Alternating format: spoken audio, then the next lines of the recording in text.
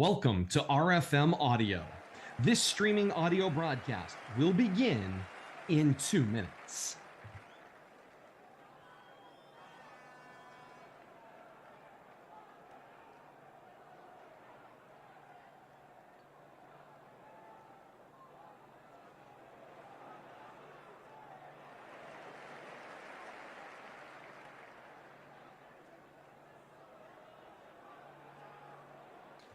You are listening to RFM Audio on YouTube, Facebook Live, and Twitch.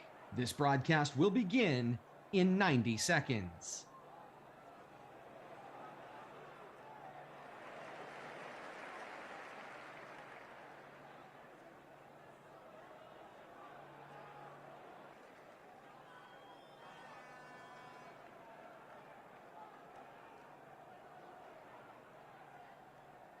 Welcome to RFM Audio. This streaming audio broadcast will begin in 1 minute.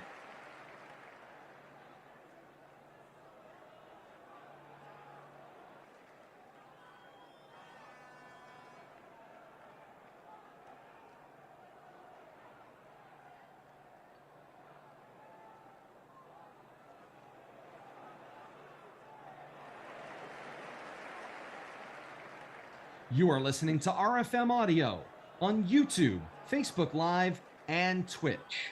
This broadcast will begin in 30 seconds.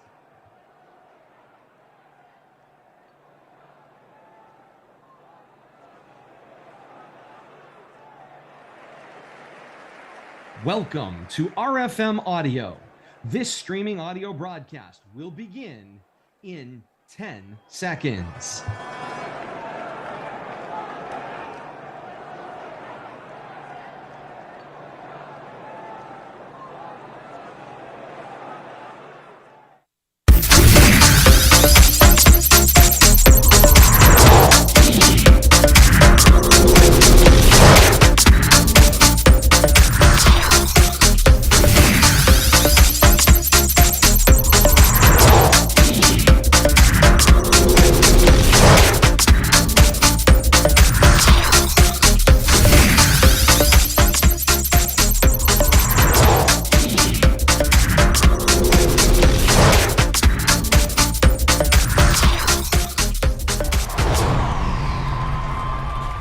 That sound means it's time for our countdown to kickoff. A very good Friday evening, everyone.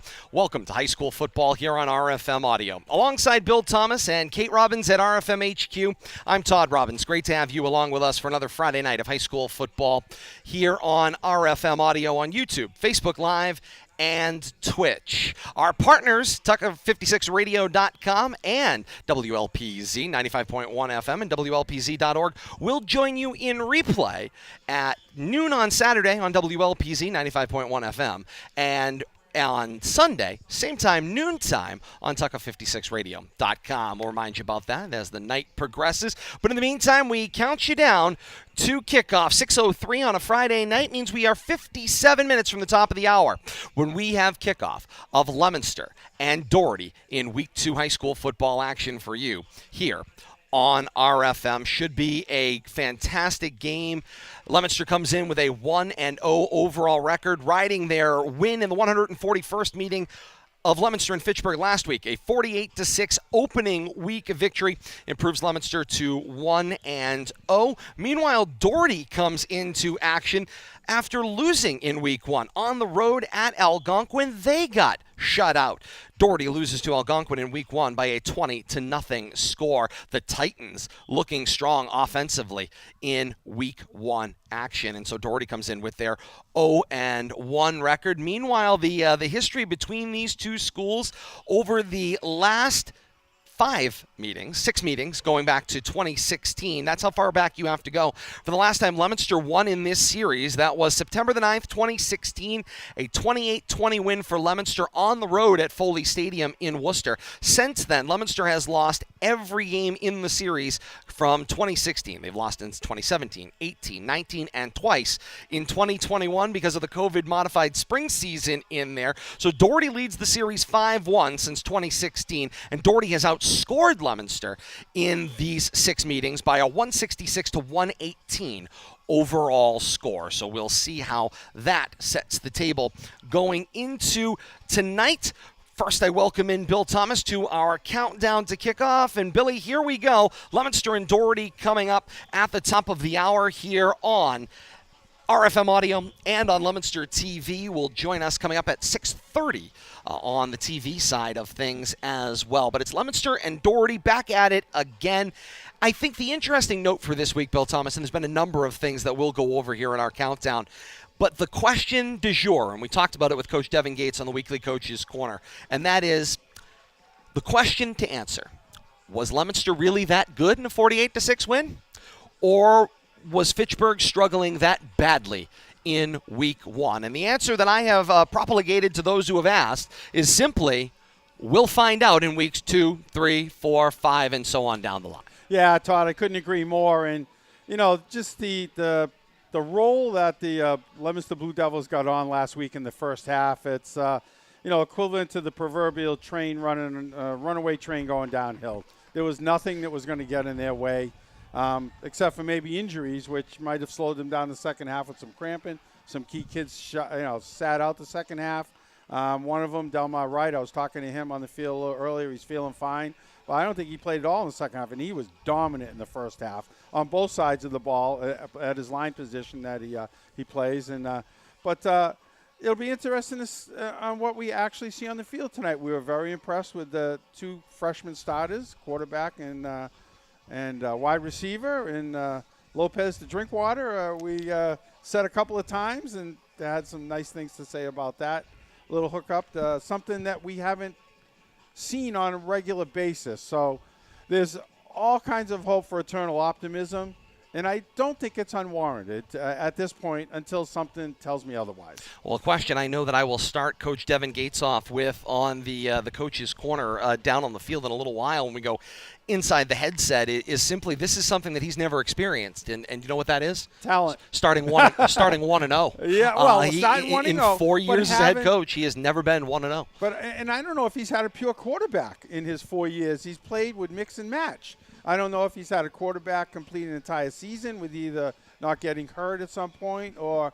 struggling and trying to find a spark somewhere, but all indications are he has a pure quarterback who's been a quarterback since he could hold a football, based on reports that we've received from other levels that he's played and people that have watched him come up through the lower levels of youth football in the area. So, but this is a different level now.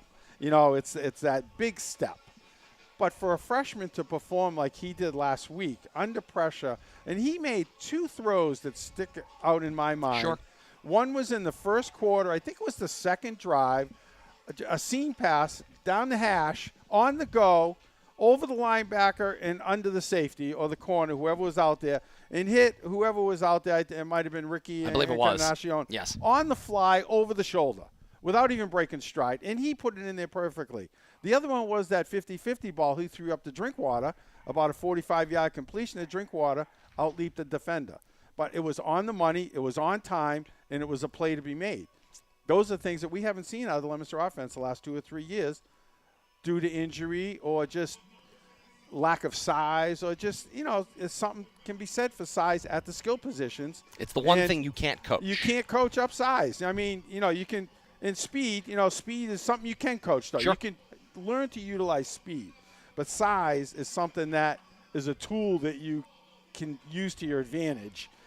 And you just got to learn how to, to out-jump people, out-position people. But, inside position with size, coming across the middle, I mean, they can make that play all day. And we saw a couple of those last week, too. And that really opened our eyes in the booth, and I'm sure the fans, too, that, could be something here to get excited about. And we were excited, and anybody who's a Leominster Blue Devil fan should be excited about what they saw on the field last Thursday at Crocker Field against Fitchburg Red Raiders. And the question will be consistency. Can it come week in and week out? That is something else Leominster has been looking for in the past handful of years. We cross to the other side of the 50-yard line, and you have the Doherty Highlanders, who get skunked in week one. They have yet to score a touchdown in the 2022 season. And for a school that has always been vaunted with offense, Coach Sean Mulcahy has had two things consistently in his time running the program, and that has been great size up front and control at the line of scrimmage, which then allows them to run a spread offense with all of the athletes and speed going down the field. And of course, he's been blessed with great quarterback play. Noah Callery, of course, would be the one that comes to mind over the last handful of years, and now he is without that. Put a pin in that for a second, though. This has also been an odd week. At Doherty, they had a fire. They've got a brand new building that they are building. They're actually building it on the old football practice field, which they had their last practice on last year, and it was, of course, a moment of great change for the program. And now the brand new building going up in Worcester quite literally went up on the during the week. Thankfully, no one, so far as reports could tell, was really injured, but it was some sort of an issue with welding and lighting some insulation that was on the roof on fire waiting to be installed. It sent up huge smoke into the city of Worcester. There were videos all over the internet and all over broadcast television as well, and so that creates a bit of an awkward week, if you will. Now, the school day went on the very next day because they are not occupying this new building. They're building a new building next door to the existing building. So education went on as normal. Theory practice went on as normal. But you can't tell me that it's an entirely normal week when your brand new building that you're getting excited about, although some of these players will never set foot in them, it went up. That is a tough week overall. And the good news, again, that comes out of it is nobody got hurt in the process. Yeah, that is the good news. Stuff can be rebuilt, replaced, but, lives are the most important thing. But you're talking about a disruption in the routine, which is understandable. And as far as them maybe throwing a little bit of monkey wrench into the continuity about the schedule, could have been some bus disruption. Are they practicing down on?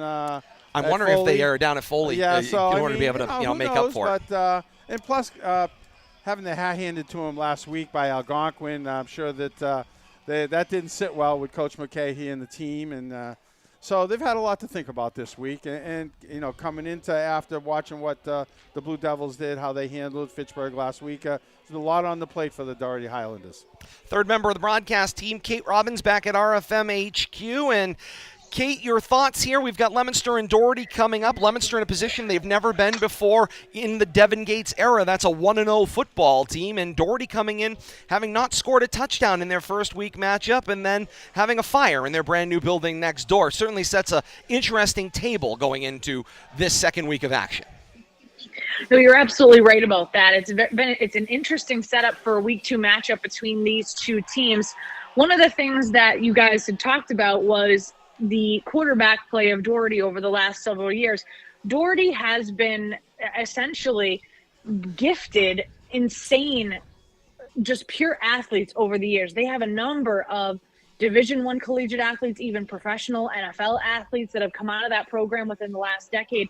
So their specialty players have been exceptional, especially at the wide receiver position. That's been an area that Leominster has struggled with immensely over the last decade for this Highlander squad. And we don't necessarily know what we're going to get. You guys, I think, hit it right on the nose. Was Leominster just a force to be reckoned with last week? Were they that good? Or was Doherty just really having a tough week? Or was Fitchburg just having a tough week? So those are the big question marks that we have. And I think that Leominster, if they're going to want to answer that, is going to have to answer that just definitively and do so early and often in this game. Kate, we look forward to talking to you more as we continue throughout the night. You and Billy will take us through our marquee matchup as well as a trip around the region in a matter of moments. So stand by. Kate back at RFM HQ for us here on RFM Audio. Let's set the table for our countdown to kickoff as we work our way closer and closer to the top of the hour. And we have Leominster and Doherty for you here on RFM Audio and with our partners at Leominster TV as well. Kate and Billy are going to take you on a trip around the region as well as the marquee matchup. I'm going to head down to the field, talk to Leominster head coach Devin Gates as we go inside the headset. We'll have the starting lineups in their own voices coming up a little later on, and then Bill Thomas has got the coin toss for you as we work closer and closer to the opening play-by-play of Leominster and Doherty in Week 2 action right here on RFM Audio. Stick and stay with us. This is your countdown to kickoff. 46 minutes to the top of the hour, and we have Leominster and Doherty for you here on RFM Audio. Stay with us. This is RFM. What does the 50th anniversary of Title IX mean? It means I'm valued, I'm empowered, I can do anything. It means I'll pave the way for every girl who plays high school sports in the future, just like every female student, coach, official, and administrator blaze the trail for me. Because every student deserves the opportunity to play. Encourage girls you know to participate in Massachusetts high school sports. This message presented by the MIAA and the Massachusetts Secondary Schools Athletic Directors Association. Hey guys, it's me, Isabella Gomez, filling in for Smokey Bear because he's got more to say than just... Only you can prevent wildfires. Like, if you're outside enjoying a barbecue, don't let a hamburger distract you from fire safety. Make sure you aren't dumping your hot coals or ashes onto the ground because that could start a wildfire. So take wildfire prevention seriously and let's save the world one day at a time. Juntos con Smokey Bear, podemos hacerlo. Go to smokeybear.com to learn more about wildfire prevention. Brought to you by the U.S. Forest Service, your state forester, and the Ad Council. High school sports don't just happen. There's a ton of work that goes into every single athletic event. And we have our school's athletic director to thank for a lot of it. Thank you. For scheduling officials, so I can always play the game I love. For ordering quality athletic equipment, so I can stay safe on the field. For mentoring my coaches, so they can be the best role models for me. For coordinating transportation, so I can get focused for the big game. For helping us develop character and learn lessons that will benefit us for the rest of our lives. Thank you to our AD for always creating a positive experience for us. We'll never forget it. From all of us at the NIAAA, thank you to every athletic administrator in Massachusetts for all you do to enrich the lives of your students. It does not go unnoticed. This message presented by the NIAAA, the National Interscholastic Athletic Administrators Association.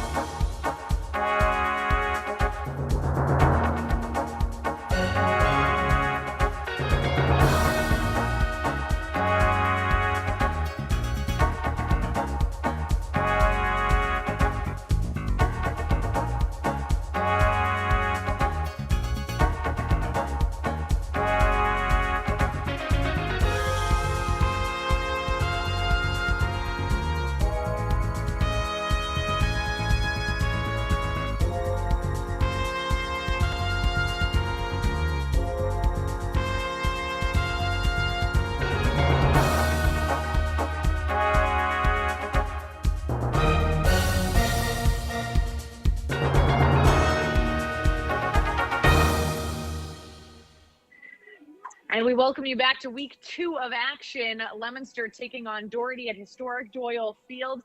Kickoff set for 7 o'clock, but if Bill Thomas knows anything, Bill Thomas knows that kickoff is never going to be at 7 o'clock. It's going to be far earlier than that at historic Doyle Field. Bill Thomas, teams, I'm assuming, are out on the field warming up. What's the scene like out there today? They are, Kate, and it's glad to hear your voice back at Studio P, the home base of RFM. I tell you, it's and we say this maybe far too often, but it's a Chamber of Commerce type of night here. Perfect for football, cool. I don't think we'll have any cramping problems. The sun setting over the baseball side, the upper field, and it's just a great setting. Crowd starting to file in. We still got about 40 minutes. Quick check of the time, about 40 minutes to the top of the hour. So, yeah, I'm expecting a great crowd tonight. The band's been warming up. The cheerleaders are here. And it's just coming off that big win against the Red Raiders. I think the excitement's in the air for Leominster Blue Devil football. So 2 items of note on items that you mentioned already. So because we are in the month of September early on, first quarter at the very least, the sun is going to be an issue for those that are looking toward the upper field at Doyle. That setting sun is absolutely no joke when you have an evening game in September at home. So I'm going to be asking my good friend Bill Thomas to be taking extra care when the coin toss happens, because whomever does not win the coin toss is most decidedly going to want to make sure that they are not going from your left to right on your radio dial. That is for sure this evening. That's item number one. Quick note on that, Kate. The sun is setting. It's going down much earlier and earlier, and about half the field is in shade right now from the upper field, the baseball side of the end zone, out to midfield, and from the near hash over, about half of the field is shaded already, Kate. I don't think the sun's going to be a problem come kickoff, to be honest with you, tonight. That'll be an interesting one then. Second item of note, and I'm sure that Todd's going to be mentioning it as well. One of the items this week, you were talking about how the crowd was filing in. I don't know if you've heard. I'm sure Todd probably told you, Bill Thomas. Did you hear what Ricky Encarnacion did this week at the LYF program? No, I didn't, but I'm sure it was whatever he did showed up, maybe did some coaching and, showing some team leadership. But fill me in. What do we get from Ricky this week? And then he invited every single age group and every single cheerleader from Leominster LYF to run out of the tunnel with the Blue Devils tonight. We've been talking about that. Matter of fact, the voice of Doyle Field, Dick Tucker, was over here a little while ago, and we were talking about how pregame's going to go, and things might kick off a little bit early tonight when it comes to the on-field activities, and that is one of the reasons that cheerleaders and youth football, all age groups, going to be here tonight, forming an area around the tunnel, coming out with the team, and we'll have to see how much excitement that generates. I'm sure the young kids, we see it at halftime and after a game. They can't wait to get on the field, but be part of the actual festivities tonight. Great for everybody involved. And I mean, how great is that, though? If you want to make sure that you have rear ends in the seats, just have Ricky invite everybody, and then they have to bring their parents and their siblings with them too, right? Absolutely. And but I mean, that's part of community-based programs to get everybody involved, and great job by Ricky to step up and take that first step. But you know what? That's one gesture here early in the season, but I have a feeling there could be many more to come. These seniors on this team, I think, have really embraced the leadership role, and it's going to permeate through the team and down and beyond, I think. And one of the things that people kind of discount as a student athlete, I think, at times, is just how important that that veteran leadership is for the younger people on the team. You don't necessarily have a ton of younger student athletes that are generally in varsity programs as freshmen and sometimes even as sophomores. But I tell you, having been in the position, having been a freshman athlete in varsity sports in the high school level, having quality veteran leadership as seniors and as juniors, that does such amazing things for the underclassmen. It lets them know and understand what it truly means to be a leader and how you should comport yourself. For what Ricky Encarnacion and the entirety of the senior leadership, the captaincy here of the Leominster football team is doing, this is literally going to have a ripple effect over several years, the way that they're carrying themselves, because everywhere you go, all you hear is laudable things about this group of seniors this year. Yeah, well, success breeds success, Kate. And, we saw the numbers dropping. You hate to admit it, but there was some interest was waning, the last few years. But success breeds excitement, gets people back out. And, I mean, I think there's no better testament to the fact that there's excitement within the school itself that a baseball player, a senior, Tony Savatelli, who's never played football in his high school career, wanted to be part of this senior-laden team because I think from what he saw from the baseball side, the excitement, the runs that the baseball team had and what he was part of, and he saw that it was transforming into other sports, and he wanted to be part of it, and he made a big play, the opening play, onside kick. He ended up recovering. I don't know if we called his name the rest of the game, but he played his part. He had a role in that big win last week, and I think that's really just foretells what the future is. More people being involved. There's over 60 kids on the roster, and nothing better than just seeing kids coming out and want to be part of the program. You're absolutely right about that. All right, let's switch gears now to our marquee matchup. This is something that we hear week in and week out coming from you and me and from Todd. It's not the glamorous part of the sport, but it is the aspect of the sport, in my estimation, and for a lot of people, that really is the make or break. Just essentially, you're going to be able to ask Mac Jones of the New England Patriots by the time he gets to week 17 of the season, because he's been getting beat up so bad because the offensive line has not been protecting him. So the marquee matchup tonight, command and control at the point of attack. Leominster's veteran line showed tremendous poise in command in week 1. Leominster's entire game plan flows when control is established on the offensive and defensive lines. Can they continue to make the necessary adjustments each week as opponents try to find weaknesses to expose with various looks? As the line play goes, so does Leominster High School's success this season. Not the glamorous part, Bill Thomas, but again, we see it time and time again. If your line play is not solid, you're not going anywhere. You know how much we like to talk about the line play on both sides of the ball, offensively and defensively, and try to see who's at the bottom of a pile on a good play. But it really comes around to veteran leadership on both sides of the football. For Leominster, they got some linemen, and I'm going to start with Delmar Wright. He had a monster game last week till he got not injured, but he had some cramping towards the end of the first half and early in the second half. Didn't play the rest of the game. And but I didn't nickname him either Dominator or the Disruptor because, I think we called his name more for a defensive and offensive lineman, either leading the way or in the backfield at the snap of the ball for the Red Raiders last week. He was almost a running back. He was back there so fast, disrupting everything that the Red Raiders are trying to do.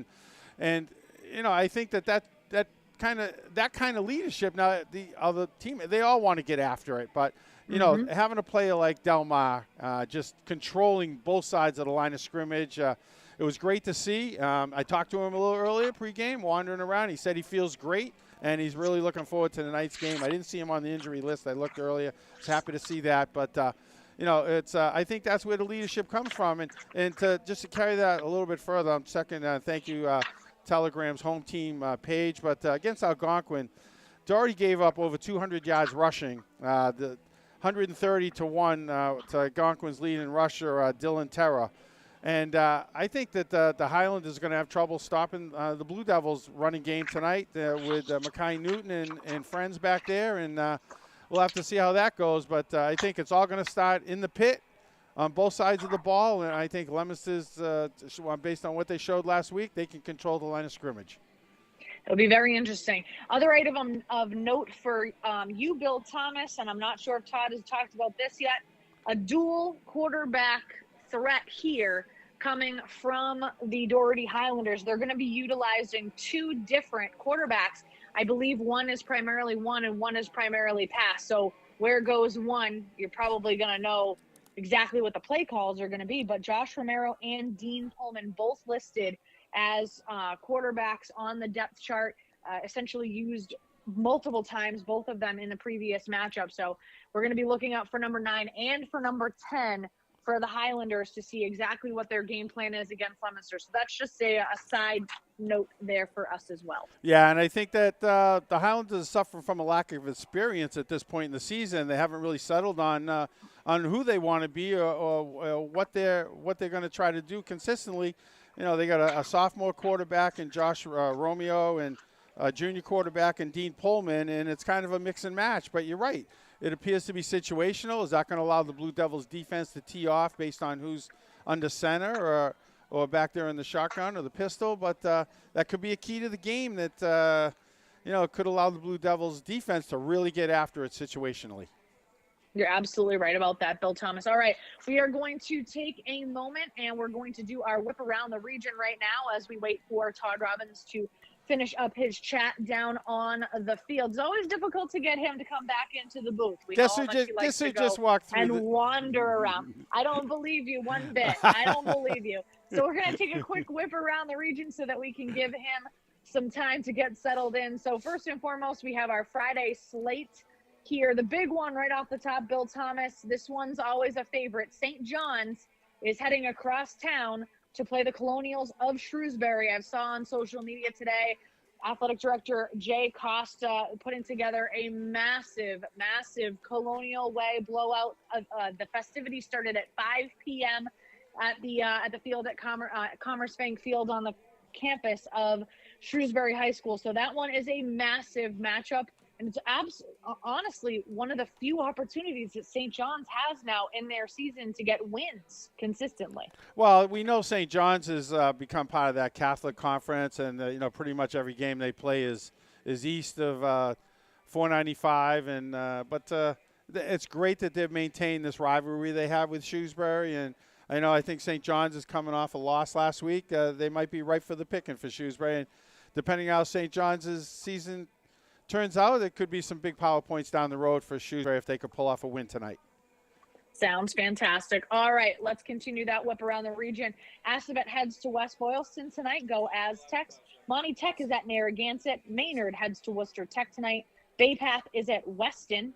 Burncoat heads to Abbey Kelly. Blackstone Millville Hopedale is at Millbury. Stoneham is at St. Bernard's. That'll be an interesting one. And just a note on that, I heard, Kate, I heard Coach Bingham on talking about his team this weekend, and apparently they tossed a shutout, and he was quite surprised and pleased with the way his team performed the opening week. Beautiful. Bartlett heads to Sutton. Worcester North is at Air Shirley. St. Paul heads to Worcester South tonight. Algonquin is at Hopkinton. Fitchburg heads to Wachusett tonight. That'll be an interesting one to keep an eye on as well. Marlborough is at Shepherd Hill for First Responders Night tonight. Longmeadow is at Neshoba. We're going to be keeping a keen eye on that, as that is Leominster's Week 3 opponent next week. Sharon is at Westboro. Groton Dunstable heads to Littleton. North Middlesex is at Auburn. Oakmont heads to Clinton. Hudson is at Tingsboro. Keith Tech heads to Gardner. Quabbin is at Lunenburg. And that is your Week 2 whip around the region. And now we're going to bring it back to Billy and Todd on site. All right, Kate, thank you so much. Our look around the region and marquee matchup on our countdown to kickoff. 29 minutes to the top of the hour, and we have Leominster and Doherty for you here on RFM Audio and with our partners at Leominster TV. We're going to reset things for the second half hour of our countdown to kickoff, and when we come back, we go inside the headset. We meet the starters for tonight's game and a whole lot more as we work our way closer and closer to kickoff here on RFM. Stay with us. This is the countdown to kickoff on RFM Audio. The Massachusetts Interscholastic Athletic Association annually sanctions the Sportsmanship Awards to students, adults, and schools for exemplary behavior. The intent is to enhance the educational ideals sought by the MIAA and to encourage sportsmanship as a major objective in their experience as participants. This is just another example of activities enhancing student development in a unique and motivating laboratory for learning. Your support and encouragement of these important ideals is appreciated. The Massachusetts Interscholastic Athletic Association, building the future through educational athletics. Wake up and text. Text and eat. Text and meet up with a friend you haven't seen in forever. Hi. Oh, hey. Text and complain that they're on their phone the whole time. Text and listen to them complain that you're on your phone the whole time. Text and whatever. But when you get behind the wheel, give your phone to a passenger. Put it in the glove box. Just don't text and drive. Visit StopTextsStopWrecks.org. A message from NHTSA and the Ad Council. High school sports provides an extension of the classroom, where students learn to pursue excellence, the value of working with others toward a common goal, playing within the structure of established rules, discipline, loyalty, and emotional control. The MIAA urges you to demonstrate your support for these values and for our young people by attending high school competitions in your community. The Massachusetts Interscholastic Athletic Association, building the future through educational athletics. This is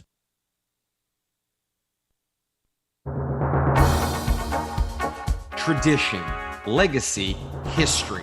These words all describe a player, coach, or contributor's impact on a game, program, or generation.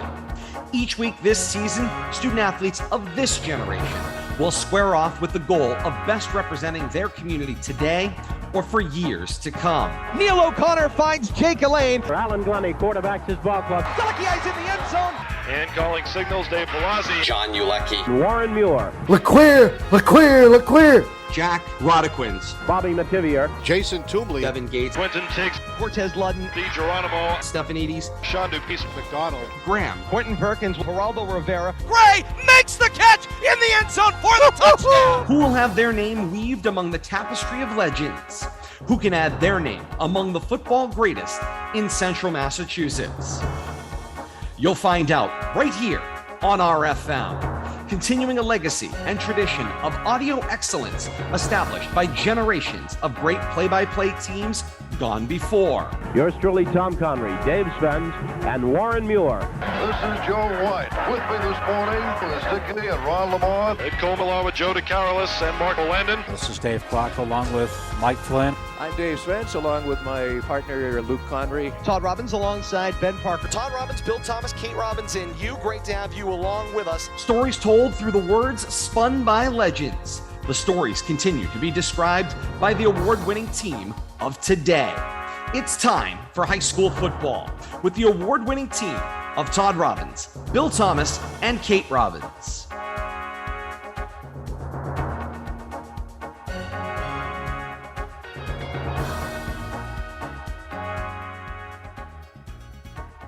From Doyle Field in Leominster, we say a very good evening, everyone, and welcome to high school football here on RFM Audio. Todd Robbins, great to have you along with us tonight, and we welcome you joining us here on RFM and with our partners at Leominster TV. We say good evening to those of you joining us on the channels of Comcast, Verizon, or Leominster.tv. Away we go. It's Leominster and Doherty coming up at the top of the hour. Leominster comes in with a 1-0 overall record. Doherty, a record of 0-1. In the last 6 meetings between these two programs, Doherty has got a 5-1 advantage. You got to go all the way back to 2016, September the 9th, 2016, for the last Leominster victory in this series. It was a 28-20 Leominster win on the road at Foley Stadium. That was the last Leominster win in this matchup against Doherty. We'll see how the night pans out. Bill Thomas and Kate Robbins will join me momentarily, but first it's time to go inside the headset. Had an opportunity to head on down to the field and talk to both head coaches going into tonight's matchup. First, head coach Sean Mulcahy from Doherty, followed up there behind by head coach Devin Gates of the Leominster Blue Devils. As we get set for Leominster and Doherty coming up, joined now by Sean Mulcahy, Doherty head coach, as we go inside the headset. And Coach, I was just saying to you when I came over, I wanted to know, first of all, how you and the team was doing after what was seemingly, at least from an outsider's perspective, on what became a very busy and awkward week with the fire, of course, next door to the main building. But the good news is nobody got hurt in the grand scheme of things. Right. It wasn't even an issue for us. I mean, other than we got to, witness and be a little curious during practice what was going on. Right now we're, without a home practice field, and we knew that, and, we don't make excuses about it. We didn't play very well last week, and it had nothing to do with where we practice. It's how we practice, and, hopefully we had a better week this week. We were a lot more physical during the week, and we'll see if that, translates to the game. There's two hallmarks in the era of your head coaching in this team, and that is, of course, a very physical team up front, dominating the line on both sides, that particularly on the offensive side of the ball allows your athletes to go to work, and you've, of course, been blessed with great quarterback play over the years as well. Right, and we're very inexperienced, and we have two really good quarterbacks potentially, but, last week was their first game, and I'm sure they had, first game jitters, and, each of them have a skill set that's unique to themselves, and, hopefully they settle in and are a little more comfortable tonight. And we didn't protect them at all last week, so they didn't have a chance at all to do anything that we need them to do. And if we don't protect the quarterback, we become one-dimensional. And when we weren't physical on the line to be able to run the ball, which we weren't, it really spelled a difficult night for us. So hopefully we've improved in those areas over the week, and this will be a good test to see where we're at because, Devin's done a great job kind of setting his foundation. And obviously last week, they, played Fitchburg, and that's an arch rival game, and they looked very good. Getting an opportunity, of course, to play two quarterbacks out there, you stand with that question. Some coaches will run them out every other play, and they'll go back and forth with the play in their hand. Some will run them out by series. Is it a feel thing? How are you kind of looking to adopt this? We had three going into the year competing for the job, and, one of them's now transitioned to wide receiver. And these two guys, neither one pulled ahead in any. One day Dean had a better day, and the next day Josh would have a better day. And, I think Josh is a little more athletic than Dean. Dean's a little bigger and stronger. I think he throws the ball with a little more zip. Josh does very well too. So it kind of is a feel. That's I'm more on the defense, and Coach Wallace is in charge of the offense. So I think Dean pulled ahead a little bit last week, and so he got the start, and Dean will start tonight. But if we're sputtering, and it's not because of Dean, but Josh gave us in the counter run game last week a little spark in the middle of the game that we needed, and he's pretty good at that. So it's more of a feel, like you said. As we get closer and closer to kickoff, Coach, as you go through the first half of action, what aspect of the game are you going to be looking at to tell you that this game is going to tilt in the direction you want it to go? Like we said to our kids, we have to stay on schedule. First down's huge for us on both sides of the ball. We can't be sitting second and 9, second and 10, series after series. And that was the case last week. And, that there's no good play call on the play sheet, 3rd and 10, 3rd and 9. And the same thing on defense. We were 2nd and 2, 2nd and 3 all night long. We didn't get off the field. So, so first down's a huge down for us. That'll tell me, are we, playing a little harder and a little better? And, a lot of it's technique. It's not fear. It's just we didn't execute. We had kids in for the first time running around blocks, not taking blocks on, and just things that inexperienced kids do. And, we paid for it. All right, Coach, best of luck. Thanks a lot. Other side of the field, we continue inside the headset with Leominster head coach Devin Gates. And, Coach, we were just talking with Coach Mulcahy about what was kind of a weird and awkward week for them with a little fire next door and, kind of continue to motor right along. Meanwhile, for Leominster, talk about staying on schedule. You guys have been in a situation where things have been kind of matriculating through the year. You got a beautiful night to start things off here at Doyle Field in week number 2. And you are coming off of something that you haven't been yet in your 4 years as head coach. You're 1-0 after week 1.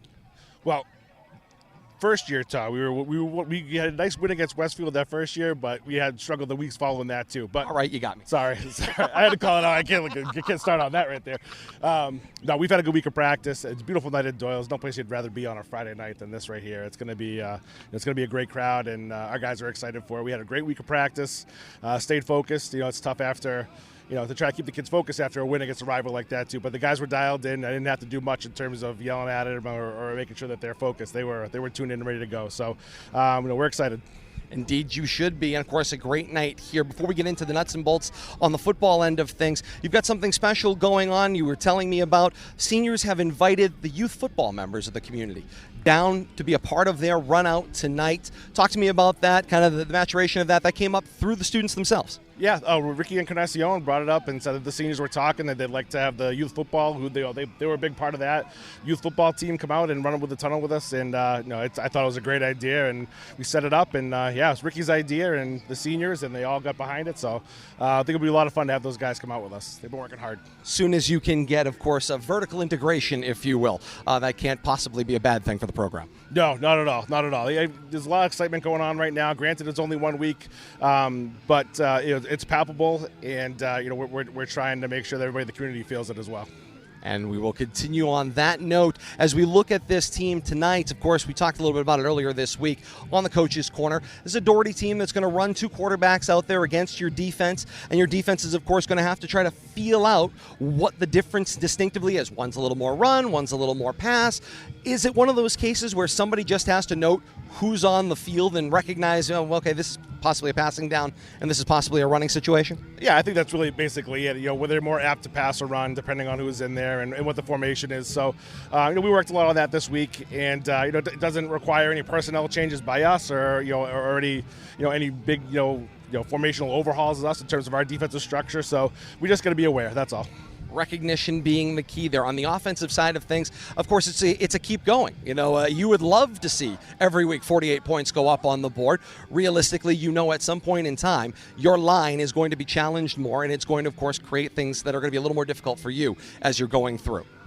Yeah, that's the thing. It's one game now. We did some things really, really well that we worked out really hard on the offseason and everything too. So just trying to keep that going, build off of what we've done. The guys are playing a lot of confidence right now, and we want to make sure that continues. And, of course, balancing that confidence against the actual execution out on the field. As you come into tonight, first home game, crowd's going to be here. Obviously, kids are excited to move things along. What are some of the keys you're looking at down on the field? I say it usually all the time. It's really important for our offense just to stay on schedule. Not lose yards on first down, whether it be a negative play or whether it be penalties. To gain positive yards every time we're out there, and I think we can stay ahead of the sticks and move the ball down the field. I think we have a lot of guys that they have to account for offensively and plan for, and we just got to recognize who they're trying to take away and make sure that we're calling the right plays for them to go out and execute. It's really, I think it's just about us not screwing it up as coaches. Coming up at the top of the hour, it's Leominster and Doherty here on RFM Audio. Coach, key to the game tonight, what is going to make the difference out on the field? Defensively, being able to stop their run game, make them one-dimensional, I think is good for us. And we have a lot of athletes in the secondary, and I think we can make some stuff happen there. And then offensively, like I said, just being able to just put positive plays together and stay on schedule, not get frazzled. A negative play is going to happen here or there, but we just got to make sure that we're staying focused and staying on schedule. All right, Coach, best of luck. All right, thank you, Todd. And that is your Coach's Corner for this week, as we got a chance to go inside the headset with both head coach Sean Mulcahy of the Highlanders and head coach Devin Gates from Leominster. Great opportunity to be able to speak to both before we get set for action. Leominster and Doherty coming up at the top of the hour here on RFM Audio and Leominster TV. We're looking forward to having that for you coming up as well. And, of course, if you are joining us in delay via our partners at WLPZ 95.1 FM and WLPZ.org, also joining us perhaps in delay on Sunday at noon, Tucka56radio.com and Tucka56 Radio, TUCKA 56 Radio on Live 365. Those replays, hopefully, you're getting set to enjoy throughout the weekend as well. But if you're with us live here tonight on RFM Audio and Leominster TV, we're looking forward to a great one with Leominster and Doherty coming up. We're also seeing the band forming up for the national anthem, and down at the tunnel, the run-out, which is going to feature the varsity Blue Devils along with Leominster youth football and cheer coming out of the tunnel as well. So all that coming up as we get closer to the top of the hour. In the meantime, let's meet the starting lineup first for Leominster's offense in their own voices. Cyrus Lopez, number 9, freshman, quarterback. Makai Stinson-Newton, number 2, senior, running back, captain. Rick Encarnacion, 0, senior, receiver. Brian Aguilar, number 1, senior, wide receiver. Caden Drinkwater, number 8, freshman, wide receiver. Joshua Cormier, 44, senior, H-back. Logan Arcee, number 54, senior, left tackle. Delmar Wright, number 52, senior, offensive line. John Escabi, 56, senior, center, captain. Corin Sullivan, number 73, senior, offensive guard. Tony Kendall, number 69, junior, offensive tackle. And they'll be matched up against Doherty's 4-3 defense. The defensive ends, Manny Rodriguez and Kennedy Nakamura. The tackles, Kevin Galvez, William Takubra, Sam Zecker, Pat Dowd, Bryce Miller, and Ryan Flanagan will all play the linebacker spot. The defensive backs, Ryan Flanagan, Miguel Rivera, Juan Reynolds, and Isaiah Burchett in Doherty's 4-3 defense. Let's flip to the other side of the ball. Here is Leominster's starting lineup on the defensive side of things in their own voices.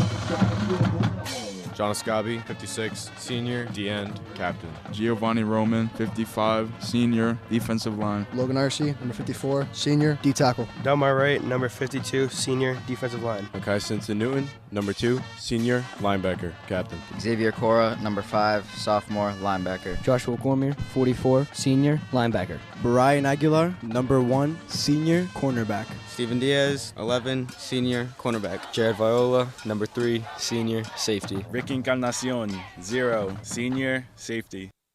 And that's Leominster's 4-3 defense. They'll be matched up against a Doherty spread offense that goes like this, left to right across the line. The left side, the tackle, Komani Lomax. The guard, Liam Bisnet. Bryce Miller handles the shotgun snaps for Doherty. The right side, the right guard is Jaden Lay. The right tackle is Ethan Falvey. The tight end, Kevin Aquino. The running back is Pat Dowd. The wide receivers, there will be 3 flanked out in formation.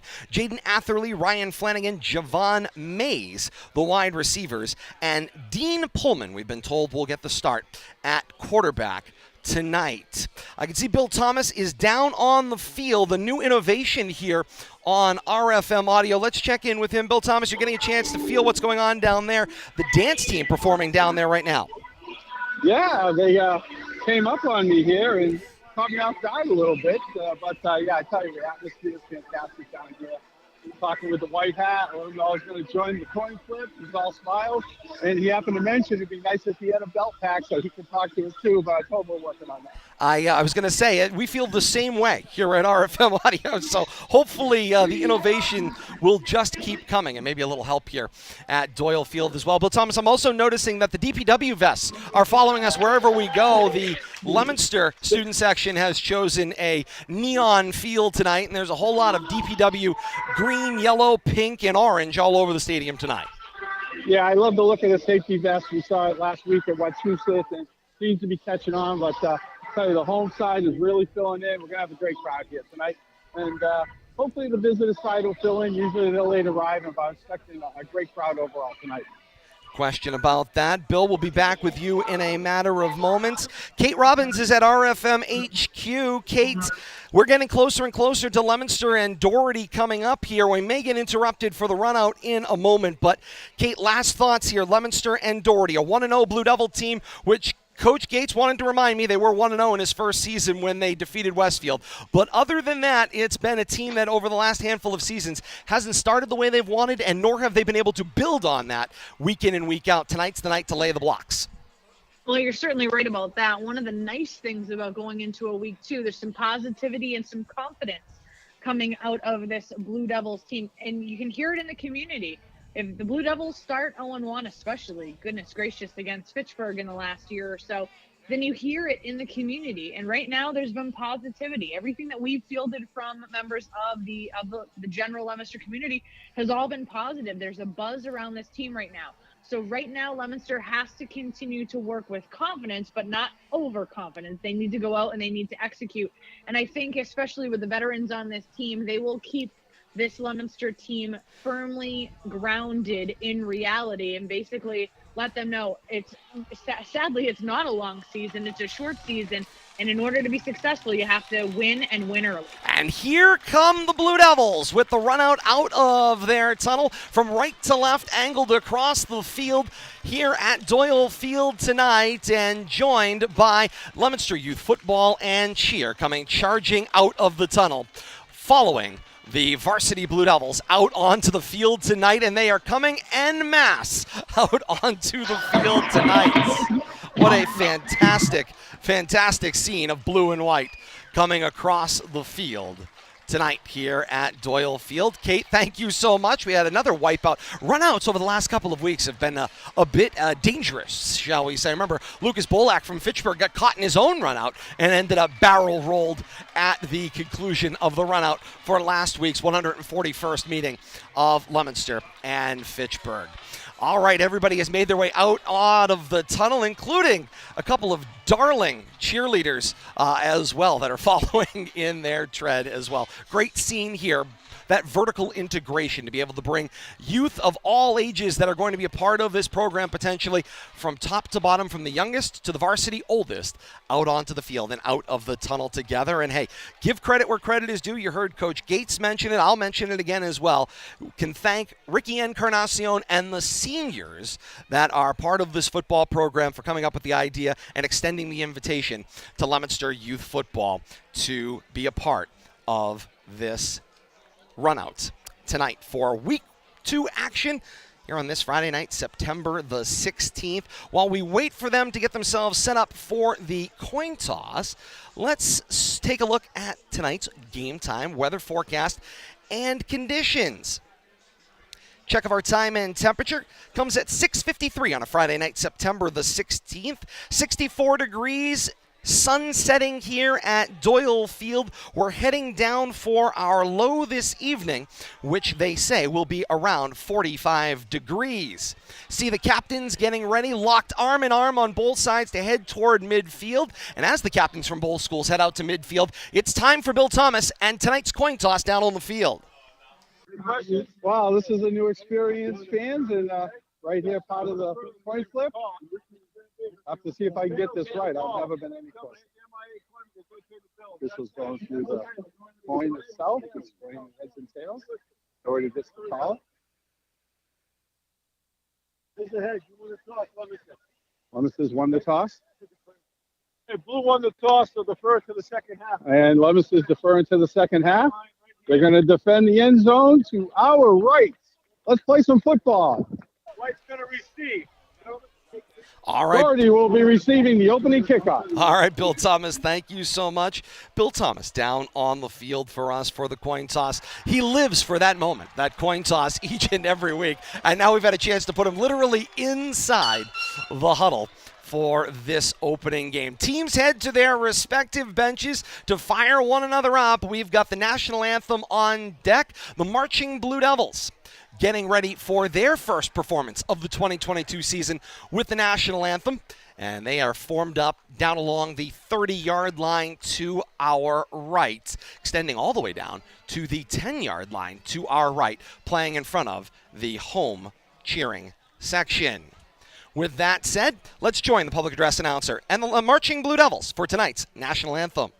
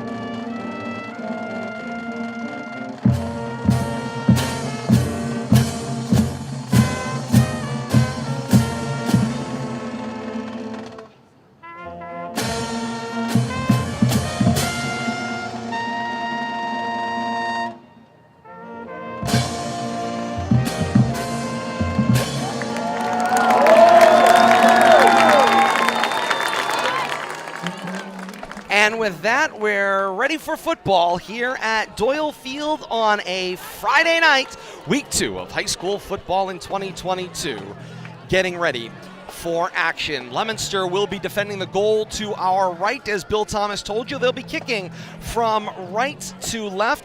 Doherty will be looking into that setting sun, but Bill Thomas, I got to tell you, the sun has made it down to the horizon line as we enter this second week of fall. And Bill Thomas, with that, we are ready for tonight's play-by-play. You are listening to Leominster High School Football from RFM Audio on YouTube, Facebook Live, and Twitch. It's time for our signature play-by-play. Now, with the call of the game, the voice of the Blue Devils, Todd Robbins. All right, Bill Thomas, thank you so much. Dan Thompson gets ready for the kicking duties. Ball on the tee, 40-yard line at our right as Thompson marks off his distance. A couple of Highlanders back in return formation as well. They stand back at their own 20-yard line to return Dan Thompson's opening kick. Thompson on the approach, straight on, swing of the right leg, end over end. It will swing on a line drive, and it'll be returned from the 19-yard line. And with the return straight up the field, it's Javon Mays on the return for the Highlanders, crosses his own 25 and knocked down at his own 27-yard line, an 11-yard return for the Highlanders. Going to put that up almost nudging the 30. Todd gave him a couple extra there, forward progress. He took a big hit, pushed backwards, but yet giving a forward progress. Nice run back there to put the Highlanders in good field position for this opening drive. So Dean Pullman, one of the tandem of quarterbacks for Coach Sean Mulcahy, will get the start tonight. Pullman, the junior quarterback, 6'2", 210 pounds, trots out into spread formation. He'll have two receivers, wide side to the right, two backs in the backfield with him, and he'll ask for the ball on 1st and 10 from his own 30. Quick screen out to the right. It is complete for Jaden Atherley. Atherley is met and driven out of bounds right around the 30-yard line. They're going to give him the 31. It'll be a gain of 1. Second down and 9, their own 31, going left to right for the Highlanders, wearing the road white tops, gold bottoms, classic Doherty gold helmets. It's a yellowish gold with the white face masks, the burgundy numerals front and back of the visiting jerseys. Highlanders will trot out on 2nd down and 9, their own 31 at right hash. Shotgun set, 2 receivers wide to the left, 2 backs in the backfield with Pullman. Takes the shotgun snap, the handoff went inside for the running back, Pat Dowd. He got hit almost immediately, Bill Thomas. Looks like a loss of about 3 on the play. Yeah, nothing happening there in the center of that defensive line. Standing, the block is up, not allowing any holes to open up, and leads to well, they gave him some forward progress. I don't know if he got only a loss of 1 when it was all said and done. So it'll be a 3rd down and a long 10 ball right straddling that 29.5, go 30-yard line for Doherty as they go left to right. Shotgun spread, 3 receivers in the formation, 2 on the short right. Pullman back to pass, flat-footed, waits for the slant to come from his right. It is complete for Javon Mays, coming across the 40-yard line and taken down at around the 44. It's a gain of 14 and a Highlander 1st down, and their drive continues. Nice slant right there, hit him on the numbers, waited for him to clear the end there, and the outside linebacker. No pressure from the front defensive 4 of Blue Devils. Plenty of time to get that pass off. Pullman clipped heels with Coach Walls on his way off the sideline, but he made his way safely into the huddle. 10-10 left here in quarter number 1. First offensive drive of the game here on a Friday night here on RFM Audio and Leominster TV. Notice a couple of safe passes here trying to get the Doherty offensive going after last week. On 1st and 10 out of that same shotgun, the snap and the give this time was Makai Ansa, who raced from right to left, turned the left edge, crossing the 40, and moved the football to about the 44-yard line. They give him a gain of a yard. It'll be 2nd down and 9, their own 44, just inside of left hash for the Highlanders. Good job by the right side of the defense. Dumar Wright out there, he had a monster game last week. Didn't play very much in the second half, had some cramping issues, but very instrumental in that 41-point outburst on both sides of the ball, offensively and defensively. He was disruptive on every play and leading the plays on offense all over the field. He had a game only in the half last week. 2nd and 9, their own 44 at left hash. Shotgun spread, 3 receivers. The snap, Pullman barely got the handoff to Dowd, but Dowd crosses the 45 and down at the 46-yard line. Check it, it's Isaiah Burchett gets his first carry. That's all 3 running backs by committee that have now had a touch tonight. Yeah, Gio Roman in there. Big hit right there, helped out by Makai Newton. Short gain brings up another big 3rd down here for the Highlanders. Under 9 minutes, make it 8:53 and counting to go here in quarter 1. A scoreless first quarter that has thus far been controlled entirely by Doherty. Pullman comes trotting off the sideline.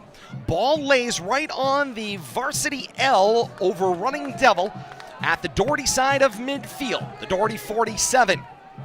3rd down, 6 to go. Shotgun set, whistles kill the play. There were trips set up to the right of the spread formation, and somebody flinched.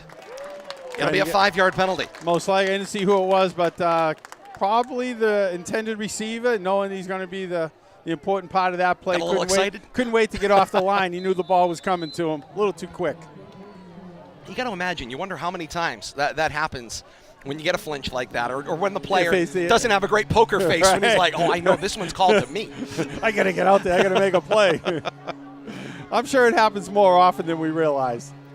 Or even a blocker who's he's the lead on a run. Sure. You know you're an integral part of the play. You can't wait for the play to start sometimes. 3rd down and 11. Ball marked back across the Highlander 45 to the 42-yard line, middle of the field. March continues from left to right. Shotgun trips right, and we've got a flinch again. This was Javon more than a Mays. Flinch That time. That was a breakdown field on a go pattern, I think, Todd. Mays is getting fooled by the snap count from Pullman. Pullman went hard on the first count, and off Mays went like he was waiting to be released from the gates. Yeah, and off Mays is going off the field now for a little discussion with the coach. And it's a 5-yard penalty that puts the ball back across the 40 to the 37-yard line. That loss of 10 yards, back-to-back 5-yarders there just really puts Doherty in a hole right here. Just killed all that momentum. We'll have to see if they can pull a rabbit out of the hat here on 3rd and long. All right, Pullman on 3rd down and long. They need the Blue Devil 47-yard line for a 1st down. Shotgun spread, 3 receivers left. Pullman asks for the ball, looks toward those trips wide outside. Jump ball is knocked down, incomplete. Nice job. Leominster had 16 was the number I saw. Keegan Armishinga that got up in double coverage and deflected that one away. Yeah, it's nice calling some different names out there too, Todd. Some sophomores and juniors getting involved in the secondary. Great defensive stand right there. 2 penalties just pulled all the momentum away from Doherty's offense, but still went for something there. Had a 50-50 ball. Armishinga, the linebacker, 5'9", 175. 4th down and long, and back in punt formation go the Highlanders. And the punt is sent deep downfield. Encarnacion, who is back for Leominster, calls poison. The ball will hop at the Leominster 40-yard line and take a Leominster bounce forward by a yard or so. And it will be a 1st down and 10. Ball at the Leominster 42-yard line, middle of the field, as Leominster goes right to left here in quarter number 1. They're wearing the home royal blue tops with white bottoms trimmed with royal blue.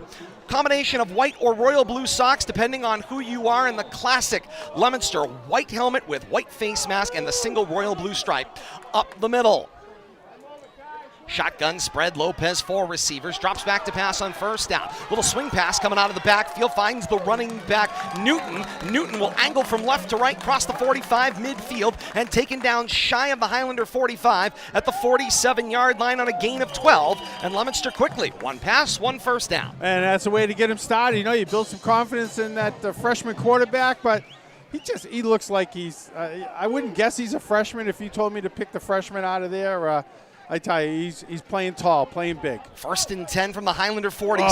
Lopez back to pass. Got a wide open Drinkwater with no coverage down the sideline. He will go untouched to the end zone for a Leominster touchdown. Blown coverage right from the snap of the ball. 47 on the completion. 6 points for the Blue Devils. 6:43 to play here in quarter 1, and 2 plays in, Leominster has a 6-0 lead. Lopez to Drinkwater. It didn't take us long. We said we were going to be saying that a lot. Only took a little over 5 minutes for it to come up tonight, but 2 times last week and very early on this week. Dan Thompson on for the point after. Viola does the holding. Snap, ball down. Thompson puts the kick up toward Morton Street, and he makes the hill while splitting the uprights. Teams come back up the field. 6:43 to play here in quarter 1. Leominster with the 7-0 lead. Kate Robbins has your scoring summary. Well, that one's pretty easy, gentlemen. That's a 2-play drive covering 58 yards in under 90 seconds. It's Osiris Lopez to Drinkwater. We're going to be hearing that a lot for the 47-yard touchdown. The extra point is good. Leominster is up 7-0 on top of Doherty in short order. Bill Thomas, one of the things that both coaches talked about was staying on schedule. Pretty easy to stay on schedule when you have 1 pass for a 1st down and 1 pass for a touchdown. Absolutely. And Doherty came out with a couple of completions, but a couple of errors there, took all the momentum away, but great pass right there, but great recognition. It was almost like an audible, like they were just looking at each other. I'm not even sure if that was the play in the huddle, but great hands by Drinkwater. That was not an easy pass. It wasn't in the gut. It was down by his knees. He caught it on the run. Just a great all-around play from both players. Ball on the tee, 40-yard line at our right. Thompson swings the right leg. It's a line drive. Finds its way to Mays, returning from his own 25. Head of steam coming straight up the field, 30-35. Turned horizontally at the 37 and run out of bounds after a return of 15 for Javon Mays. Once again, Doherty set up in pretty good field position here. Have to see if they can take advantage of it, or at the very least, change the field position. Poor punt. Left the Blue Devils near midfield, and they took advantage of it rather quickly. 6:37 to play here in the first quarter. 7-0 Leominster's lead. Doherty coming out for their 2nd offensive drive of the night. Dean Pullman continues at the quarterback spot on 1st and 10 at his own 38. It's a knee-high snap, fields it, handoff for Burchett, finds some room, hops across the 40-42, and then leans forward to the 44-yard line. Give him a gain of 7. We 2nd down and about 3 to go. Good job right there. Big first down play, doing a little misdirection. What we used to call that? Mismatch? Crisscross applesauce. Crisscross applesauce. Thank you. Courtesy of Dave Palazzi. But, using it effectively right there. Get the blockers going the wrong direction, create a hole. Goes officially as a gain of 6, 2nd and 4. Out of that same shotgun, looking to his left. This is Pullman. He finds Mays coming on that slant from his left, cross the 45, taken down at the 47-yard line. Gains a couple more. It'll be 3rd down. Stick isn't moving really well, Bill Thomas. Stick. I'm like, something doesn't match. 3rd and about a yard. Yep, nice gain. Tough gain, 3 right there. But another 3rd down play. 3rd one the Highlanders have faced here early on. They need their own 48 for a 1st down. See if they stick with that passing game right there or give it a little applesauce. 5:30 to play here and counting in quarter number 1. Out of the huddle and trotting to the line. Here's a pistol formation set up. 2 backs in the backfield. 1 behind Pullman, 1 directly to his right. The snap, the give is for Burchett. He goes straight up the middle, battering ram style into the A-gap. Cross the 47, reaches toward the 48, but I don't think he made it far enough. They're going to call it no gain on the play. Not a good spot right there for the Highlanders offense, but what are they going to do here? I don't see much movement off the sideline. Looking for a play, a lot of standing around. The other quarterback in the 2-quarterback formation is the punter, Josh Romeo, we saw on the previous series. Pullman is standing with the coaching staff over on the sideline. They have picked out a play. No sign of the play clock. 4:40 to play here in the 1st. Play taking a long time to 10 seconds signaled on the play clock now. On 4th down and a yard. Highlanders are going to go for it. There was a hard count from Pullman. The ball never left the center. Miller and the right guard, Jaden Lay, stood up. That'll be a 5-yard penalty. That settles that question of whether you're going to go for it or not. Punter trots out on the field along with the punt team. And once again, you wonder if maybe that play was headed to that spot there. It looked like the right guard jumped, and he was ready to block somebody. Just didn't get the opportunity. Sticks are moving in various directions here, but it is 4th down. Spot is the 42-yard line. Good snap to Romeo. He puts the right foot into it, launch downfield, and then Encarnacion with the return from his own 30-yard line. Almost immediately in the grasp, he's spun down on the play by that same Jaden Lay, who makes a play coming out onto the field on special teams and takes down Encarnacion after a short gain on the play. 28-yard pump from the line of scrimmage. Ricky brought it back 3-4 yards. Still not bad field position here for the Blue Devils. 2nd touch tonight. Nose of the football, their own 35-yard line, middle of the field. Clock stopped on the change of possession. 4:08 to play here in the 1st quarter. 7-0 Leominster's lead, and they look to add. So you think Drinkwater and Lopez are on the same page. Drinkwater's not even in the huddle. It's like they communicate telepathically. It's a shotgun spread. 3 receivers in the formation.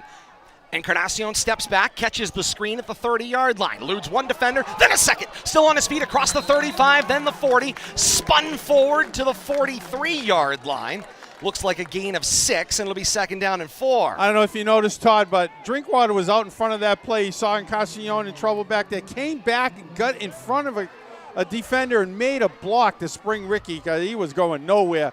Great heads-up awareness right there by Drinkwater to come back, help out his receiver, get him a block, and get some positive yardage. 2nd down, 4 to go. Their own 41 at left hash. Shotgun spread, 2 receivers, tight to the boundary right, single and one-on-one coverage, wide right, and the handoff goes inside for Newton. Newton slips through that A-gap, room across the 45 and toward midfield, where he'll be taken down on a gain of 9 with a Leominster 1st down. I'll tell you, Newton running with a lot of confidence. You know, that each half of that offense effectiveness complements the other. The passing game opens up the running game. You pull the defense in, opens up the passing game. Blue Devils are clicking on all cylinders right now. It's Bluetooth, Bill Thomas. Drinkwater's got it, and so does Viola over on the wide side right of the formation. Neither one. They're just watching. They get a and whistles timeout. And a flag kill the play there. Yep. Encarnacion was slot to the left. Drinkwater picks up the flag for the official. And it's a 5-yard penalty. They will mark the ball back to the 45-yard line of Leominster, and it'll be 1st and 15. They will need to achieve the Highlander 40 for a 1st down. You know, and you got to remember, you got to wonder if the wide receivers have some kind of eye contact code that they, you know, a look, a slap, but yeah, that. 3-receiver spread on first down and 15. Give it to Newton. Newton takes the ball to the middle of the field after the gain of 5. Pirouette move crossing midfield.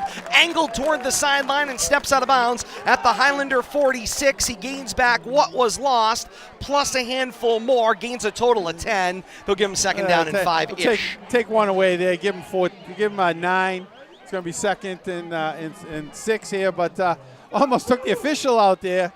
Had to run around him. Good play, though, by Newton. Receiver gun. Lopez hits the 5th step, looks down the left sideline, floats long for Drinkwater. He had beat double coverage, but the ball is long and incomplete. I don't think that'll be the last time we see that play. That was very successful for a 50-50 jump ball against the Red Raiders last week. Drinkwater came down with it, but a little too long. Maybe add a little wrinkle in that, turn it in towards the post next time, give him a little more room. It was working that sideline, but really showing some confidence here, freshman to freshman. It's a 3rd down and 6. Ball at left hash on the Highlander 46-yard line. Leominster march continues from right to left. 2 receivers tight to the boundary left. Lopez calls signals. Snap. Give it to Newton. Newton races out toward the right edge, steps across the 45, more room across the 40, slips a defender to the 35, then the 30 before being shoved out of bounds at the 29-yard line. It's a Leominster first down on a gain of 16 for Makai Newton. 16, it should have been maybe 5 tops, but talk about a cutback and using that sideline. Great job by Newton right there to pick up that first down.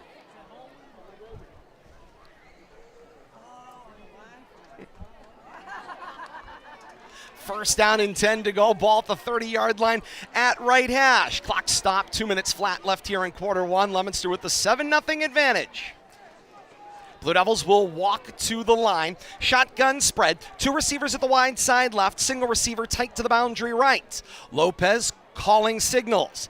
Martin's in the backfield with him. The snap and the give is for Braden Martin. He gets his first carry of the day, moving laterally across the line of scrimmage. Got pushed back from the 30 to about the 31. Looks like a loss of maybe a yard. Maybe they give him no gain on the play. Now officials are walking back to the 32, so they'll move the line of scrimmage back to the 32-yard line. A loss of 2, 2nd and 12. Yeah, not much help over there by his offensive line and right side block, and broke down, and it was all hands on deck for the Highlanders. Led to a 2-yard loss right there. 2nd down and 12. Ball located at the 32-yard line of the Highlanders at right hash. Shotgun spread, 3 receivers in the formation, 2 wide left. Back to pass, Lopez floats looking for Martin, screen out of the backfield. Led him too far, and that one will fall incomplete. Yeah, well covered right there. Bryce Miller out there in the coverage, and I'm not sure that was going to go for too much yardage, but well defended by the Highlanders that time. Clock stopped on the incompletion. 1:17 to play in the opening quarter of action. Leominster with the 7-0 advantage. Drinkwater's over on the sideline talking to Coach Gates, who calls the plays. So he gets the play from the coach. Why bother wasting all that energy running 30 yards across the field to the huddle? I like that. I'm here. I may as well get it while I'm standing something here. Something to be said, yeah. 3rd down and 12. Ball at the Highlander 32 at right hash.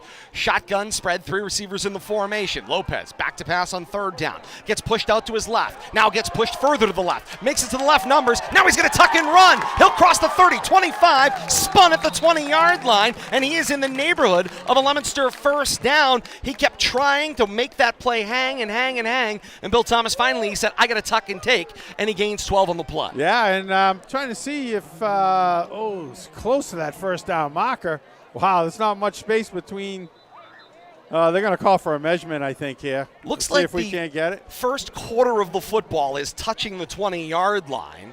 If the lines are straight, the officials having a conversation over there. It's one of the great parts of the lines that are stitched in, Bill Thomas. They're right there. They haven't picked the ball up over here on the near sideline. Giving them the first down, it looks like. They did not bring it in for a measurement. Coach Mulcahy speaking his piece on the matter, and the official says first down. Flipping the stick. Wind the clock. But I think he used your justification. If it's touching the line, it's touching the line. The 20-yard line is where they had to go. Yes, I will give you that there is a width to that line, and where precisely the placement was would be a question. Crew chief has a conversation with Coach Mulcahy.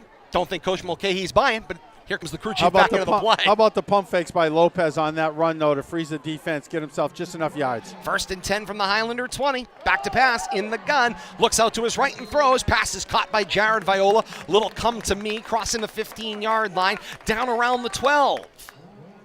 Give him 7, maybe 8 right there. See what the scoreboard's got, but nice little quick turn in right there on the right side. Might be the last play of the first quarter, Bill Thomas. Yep. The Water's heading out onto the field. 0-0's on the board, and 1 quarter in the books here from Doyle Field in Leominster. Through 1 quarter, as the teams get set to change ends, it's Leominster 7 and Doherty nothing. Interesting first quarter of action, Bill Thomas. It looked a lot like last week, just not quite as high scoring. Yeah, right. Doherty played some defense there, but it's great pass. But really the difference was that one blown defensive assignment by Doherty led to that long go patent pass. And but all in all, very well played first quarter. On the stat sheet, it might not look like it, but I thought it was pretty evenly matched. Doherty just got to cut down on their mistakes. Kate Robbins is back in Studio P at RFM HQ. Kate, what do you see for stats through quarter number 1? I was going to say, if it's halftime already, then that's exciting.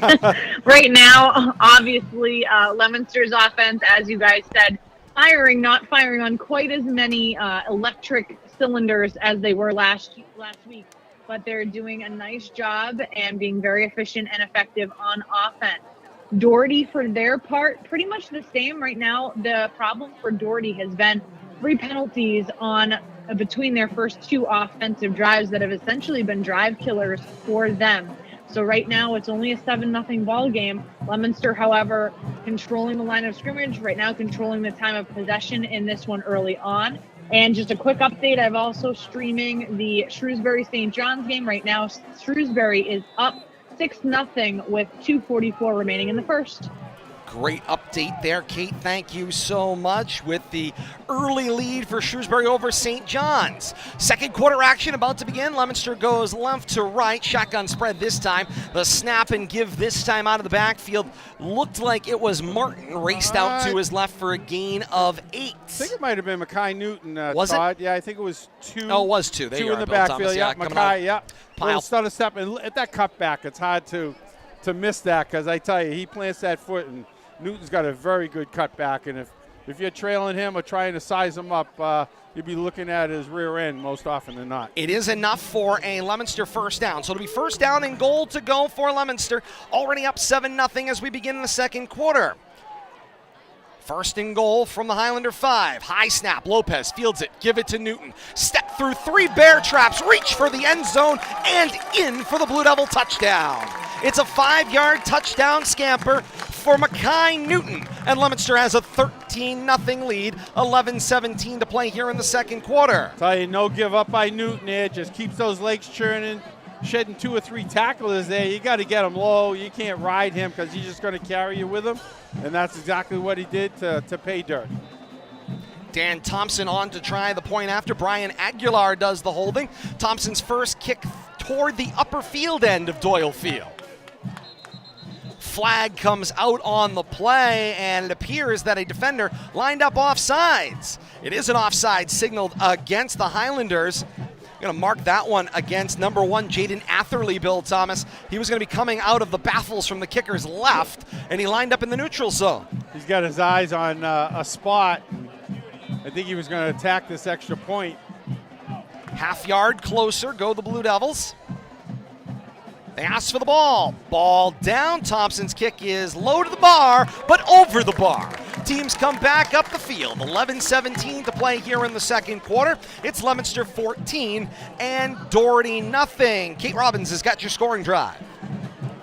All right, let's take a look at a scoring summary. We had a 5-minute, 30-second drive. It was 11 plays long, covering 65 yards. It ends with that 5-yard touchdown rush by Mackay Newton. The extra point, although low, is good. And I can also report, Todd, Mr. P is seeing lights in his activity gym for the first time. Not crying, seeing lights in the activity gym here from Studio P at RFM headquarters. Thank you so much. Kate back home with the little guy. Bill Thomas, we got an update from the little guy. Apparently he's seeing lights for the first time. Oh, I love it. He's in the activity gym listening to the play-by-play, so we're filling it in. So much for the birds and everything else. You just play a little football play-by-play. Just play some football, listen to our soothing voices, and you'll probably be asleep in about 10 minutes. Ball on the tee, 40-yard line at our left. Thompson swings the right leg. High end over ender. This one will be returned by Mays from the Highlander 23 on the run. Got some space. Cross the 30, then the 35. Continues up the right hash toward the 40-yard line. And it's great field position once again for the Highlanders. A return of 17 for Mays. It'll be 1st and 10 Highlanders, their own 40-yard line, coming right to left. 11-11 to play here in the second quarter, and Leominster with the 14-0 lead. Bill Thomas, it hasn't been for poor field position for the Highlanders. Right now, it's just been all about execution. Yeah, they've had their opportunities. I think third time they've started beyond the 30-yard line. Been up near midfield a couple times, just haven't been able to cash in. And penalties here and there have really slowed them down, especially that first drive. Have to see if they can't get something going here, the first touch of the second quarter. 1st and 10 for the Highlanders. And Josh Romeo gets his first snap from the gun. He'll drop back to pass, look to his left and throw. Pass is caught, but sniffed out almost immediately on the play. It's a loss of 2. Juan Rodriguez made the catch out of the left of the formation. Generous. Nope, they're putting it back. They were going to only mark him back 1, but they're taking a full 2 away. Great heads-up play right there. Defensively, who was over there, Todd? Was that Aguilar? Or? Indeed it was. Yeah, that's what I thought. Nice play. Came in real aggressive. Saw it coming all the way. More updates coming from around the region. Mike LeClaire, our intrepid reporter, out covering Neshoba and Longmeadow tonight. Neshoba on top of Longmeadow through 1 quarter. It's 7-0 Neshoba on top of Longmeadow through 1 quarter, says Mike LeClaire. Have to see how the offense flows through Doherty with a change of quarterback here. You know, they proclaimed one is passing, one is running, but the running or the passing quarterback seems to be throwing okay. And now timeout taken on the field. Trouble with the play choice on the Highlander sideline, so they'll take a timeout. Stops the clock with 10:20 to play here in the second quarter. Leominster with the 14-0 advantage. Doherty facing a 2nd down and 12 at their own 38-yard line at left hash, and they will head back into the huddle. Folks checking in with us all across the region tonight. Got a very nice message, Bill Thomas, from Megan Havey-Delakiai. She says, good luck, Blue Devils, from the Delakiai family. Garrett Delakiai and family out there. Lindsay Delakiai, Molly Delakiai, the whole Delakiai clan that's gone through Leominster here, sending out a nice message to us at the start of the 2022 season as well. Great to hear from the Delakiais. You know, it's great memories from my first couple of years broadcasting the Blue Devils. Great quarterback play by Garrett in 2 Super Bowls, and I'll never forget those first 2 years. I was part of those Super Bowls, and looking forward to many more to come, hopefully in my broadcasting lifetime. Got a few years to go.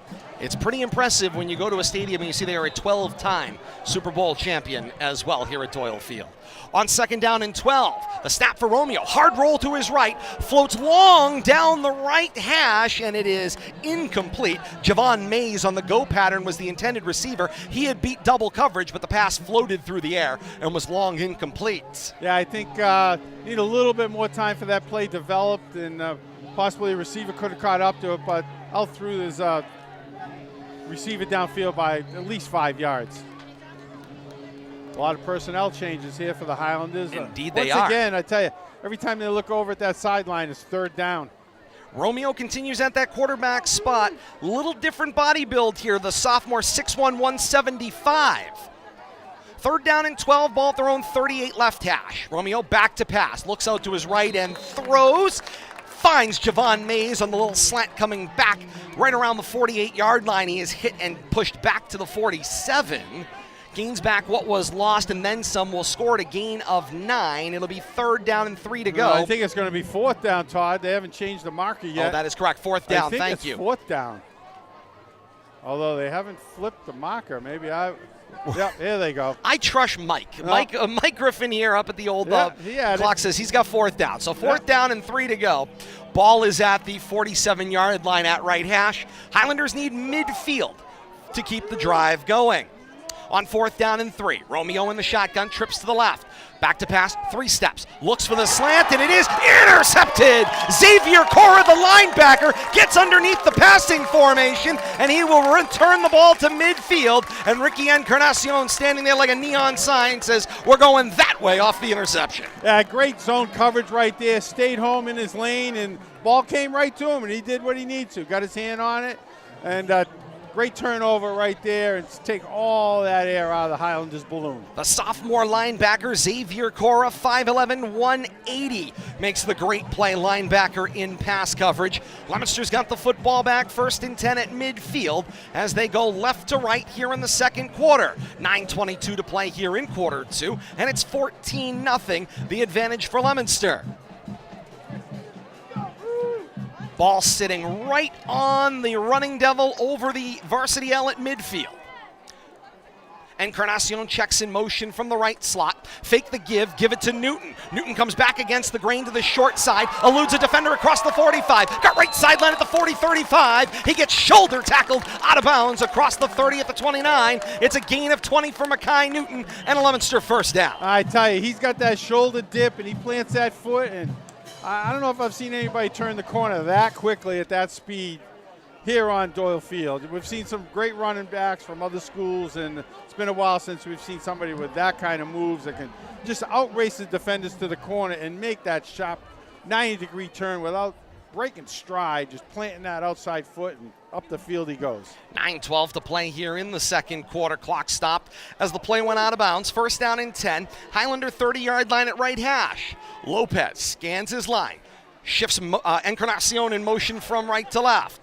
Flag is out on the play. The throw is complete for Dominic Swain at the 25-yard line. And the cheer goes up from the Swain cheering section in front of our broadcast location. But a flag is down on the play. We'll see if it stands. In the area of holding. It will be coming back. Holding is the call. It is signaled against Leominster. It'll be a 10-yard penalty from the previous spot. We're going to lose more than 10 yards, it's a 15 from the spot. This is a big penalty right here. It happened behind the line of scrimmage. I was going to say, so they were at least 5 yards back, Bill Thomas, and then you add the 10 on top of it. That just seems over the top right there. It is from the spot of the foul. Excessive penalization, I'm going to call that.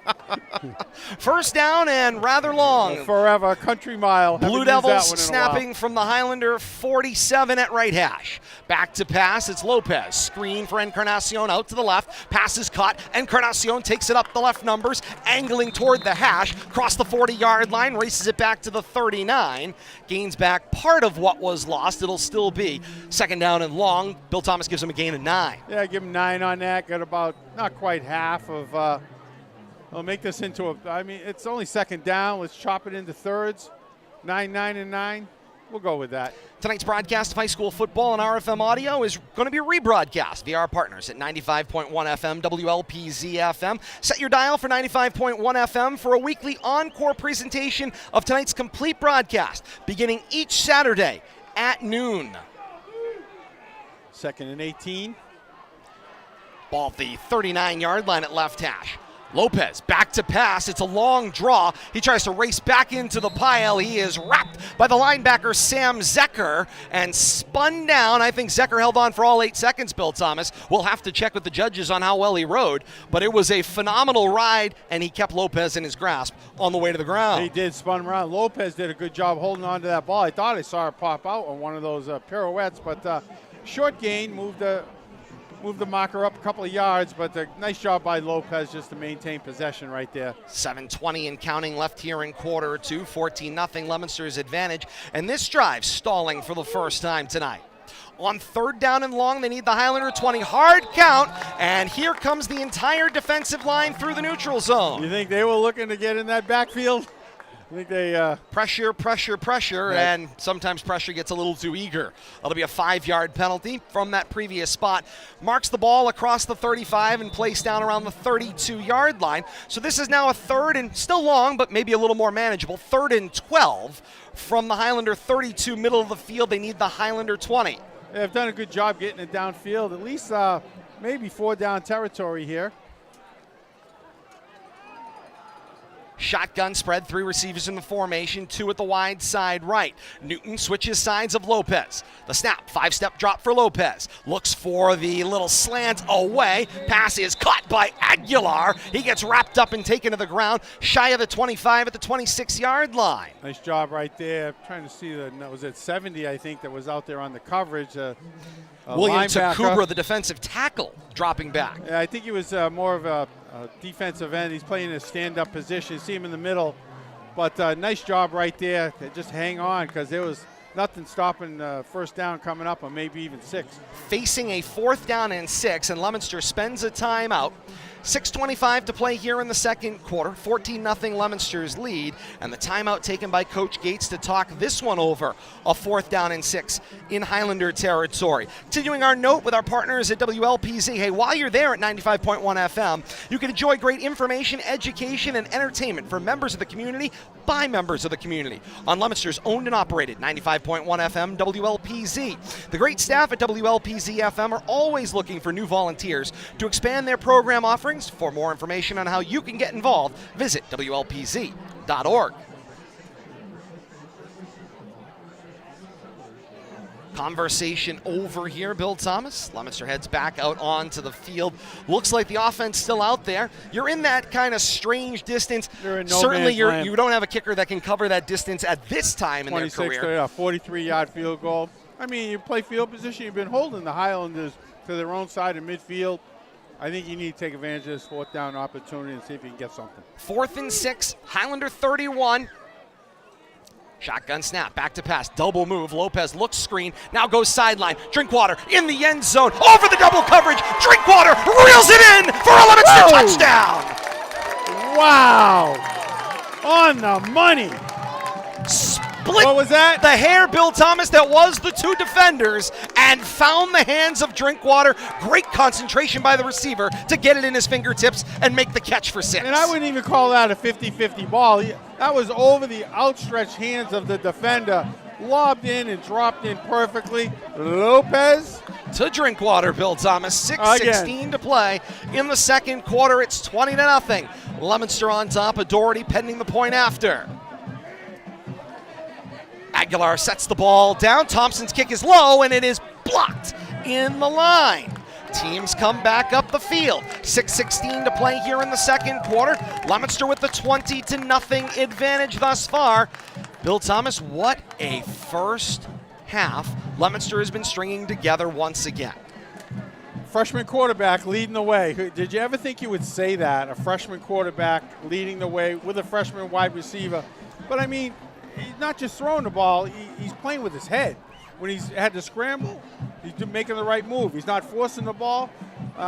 Drinkwater coming back, helping out, blocking when he's not in the pattern, and helping out his teammates. These are 2 freshmen that have really come to play. And I got to tell you, Coach Gates, I'm sure he's enjoying this early season success, but he deserves it, is about all I can say. To have a couple of players that can perform like that, not just run a play out there, but actually complete the play. Ball on the tee, 40-yard line at our left. Thompson sends the kick end over end downfield. It'll be returned by Atherley with a head of steam across his own 25 to the 30. He is met and driven back on the play. Memi Elias gets in on the coverage and gets his opportunity to get on the score sheet tonight and drive the Highlanders back. They'll get the point of farthest progress, which they are starting to place the ball down, which will be the 35-yard line their own at left hash. Kate Robbins, you've got the Leominster scoring drive. I certainly do, Todd. That was an impressive one. 5 plays covering 50 yards in 3 minutes of game clock. Of course, it ends freshman to freshman. Lopez to Drinkwater for the 26-yard touchdown reception. Extra point there, no good. So 20-0 right now. Blue Devils on top of the Highlanders. Billy, wait till you hear these halftime scores coming up shortly, too. Thank you, Kate. I appreciate it. Scores coming up here. First down play came out of the backfield. Lost a couple on that one. It was a loss of 2 on the play. Burchett not able to drive his legs back to the line of scrimmage. He got pushed back. So it'll be a 2nd down and 12. Ball back from the 35 to the 33-yard line at left hash. Highlanders coming from right to left. 5.5 minutes to play here in the second quarter. Leominster's advantage is 20-0. Romeo continues in the quarterback spot on 2nd and 12. Drops back on the delay. Takes it up the A-gap with some room. Spins into the second level, crossing the 35. And his point of farthest progress is stopped right around the 39-yard line. gains back what was lost, plus a handful more, gain of 7. 3rd down and 5 coming up from just about the 40-yard line. Good job right there. Big trouble right after snap, but a couple of spin moves eluding a couple of defenders and turned nothing into something. Makes this a manageable, once again, 3rd down for the Highlanders. Every series, I think, they haven't advanced the ball without getting to this point, either 3rd or 4th down. And this has been their spot on the field, between their 30 and midfield. They have on their side. On their side of the 30, between their 30 and midfield. This is where they have lived the entire first half of action, and more I or would less. say that actually added confidence, I think, to the Blue Devils going for it. Romeo races back to pass. A deflection, and then an interception, and now a follow-up fumble. There's a loose football, and it is fallen on the play by Logan Arce. Ultimately, it is a Leominster interception, turned fumble, turned recovery. It's Blue Devil football. Logan Arce comes up with the loose ball. The interception belonged to Braden Martin on the play, and I saw Josh Cormier, the linebacker, with the tip as well. Yeah, 3 Blue Devils in on the play there, and leads to a Highlander turnover on 3rd down, trying to force something in. High pass off the fingertips, becomes a jump ball. Free for all, Blue Devils come down with it. 1st and 10 for Leominster at the Highlander 39-yard line at left hash, and once again, the Highlanders fail to pierce midfield. Blue Devils with great field position here to start this drive at the Highlanders 39. 1st down and 10 at that 39. Encarnacion in the backfield with Lopez on the snap. He gets the handoff. Room across the 30 and reaches up toward the, 35, reaches up toward the 30-yard line. He's marked down at the 31. It will go for a gain of 8. 2nd down and 2. Yeah, good job by Ricky getting a little backfield time. Usually we see him out at wide receiver, a part of that trips formation. They say, Bill Thomas, variety is the spice of life. This Leominster offense, for the first time in the Devin Gates era, has that variety of weapons. There's just so many of them, it becomes harder and harder to account for. And when it doesn't all fall on one player, it leads to diversity that it's hard to defend. On 2nd down and short, give it to Encarnacion again. No, check it, that was Martin. Encarnacion was the lead block, and Martin kept driving his legs forward, crossed the 30, and he's taken down around the 28-yard line. And we might get a measurement here. It's pretty close to a 1st down. The white hat has already signaled it's a Leominster 1st down. I tell you, he's got to check his shirt there. Almost ripped off his back from the shirt tails there, but continued chugging along and picked those extra 2 to 3 yards up, all on his own, dragging a defender. Braden Martin, the junior, 5'11", 175. Getting some valuable playing time tonight. Running back and linebacker and the defensive back positions. 1st and 10 from the Highlander 30. Lopez sets the play in motion and got some problems on the line. That looked like it was going to be some type of trick play with all that movement there. But Tony Kendall, the right tackle, flinched, and then Brian Aguilar, the receiver wide of him to the right, also got caught on the movement as well. So 5-yard penalty, pushed the ball back to the 34-yard line. 1st and 15 from the Highlander 34 at left hash. 3 receivers in the formation, 2 wide right. Lopez back to pass, goes underneath, finds Encarnacion out of the backfield. Cross the 30, 25, with some room now crossing the 20, 15, hurls past the defender at the 10, still pushing the back to the 5, and reaching toward the goal line. He will be short, but it was a determined Ricky Encarnacion that turned a short little 5-yard dump safety valve into a 20, 25-yard gain, Bill Thomas, to 1st down and goal to go. Yeah, that line of scrimmage back at the 36, I think, to start that play. Solid 30 yards, 30. Would they mark him down to 4? We'll give him 32 on that, Todd. But I tell you, galloping like a racehorse, looking for that finish line. Almost got there with, I want to say, 8 out of the 11 Highland defenders wrapped on him. Drinkwater will check out as Leominster goes with their snowplow formation. Encarnacion, the back man, 3 up in front of him as Wildcat. Down 2nd level. High snap for Encarnacion. He will make the catch, plunge into the A gap with the plow in front of him. There may be a loose football. There's a pig pile. Highlanders think they have it, and they do! The Doherty defense stands at the goal line. They locate the football that had been taken away from Encarnacion, and down to the ground go the Highlanders, and Javon Mays holds it up, torch in hand. It's the football and a recovery for the Highlanders, and perhaps something they can finally build on in this first half of action. Yeah, I mean, fortuitous turnover there for the Highlanders defense. Ricky trying to get that extra yard or two, sniffing the end zone. You know, he wanted to finish off after that big run, and that play was designed for him to kind of get it in the end, but to get it in the end zone, just fighting his way in there, but gets the ball ripped out of his arms. Dean Pullman back at the quarterback spot for the Highlanders, backed up against their own goal line. First down and 10, ball located at their own 3-yard line, and now Coach Mulcahy has to spend a timeout. He wants to think about this one. Off the change of possession, you're in a dangerous part of the field. A lot of negative plays, especially in the running game tonight for the Highlanders. So, you know, running out of that shotgun, especially when you're in end zone, is always that danger that defense is going to blow up your line and you're not going to get back to the line of scrimmage. Tonight's broadcast of high school football on RFM Audio will be rebroadcast in its entirety via our partners at Tucka 56 Radio. Navigate your way to live365.com and bookmark Tucka 56 Radio. That's TUCKA 56 Radio for a weekly encore presentation of tonight's complete broadcast, beginning each Sunday at noon.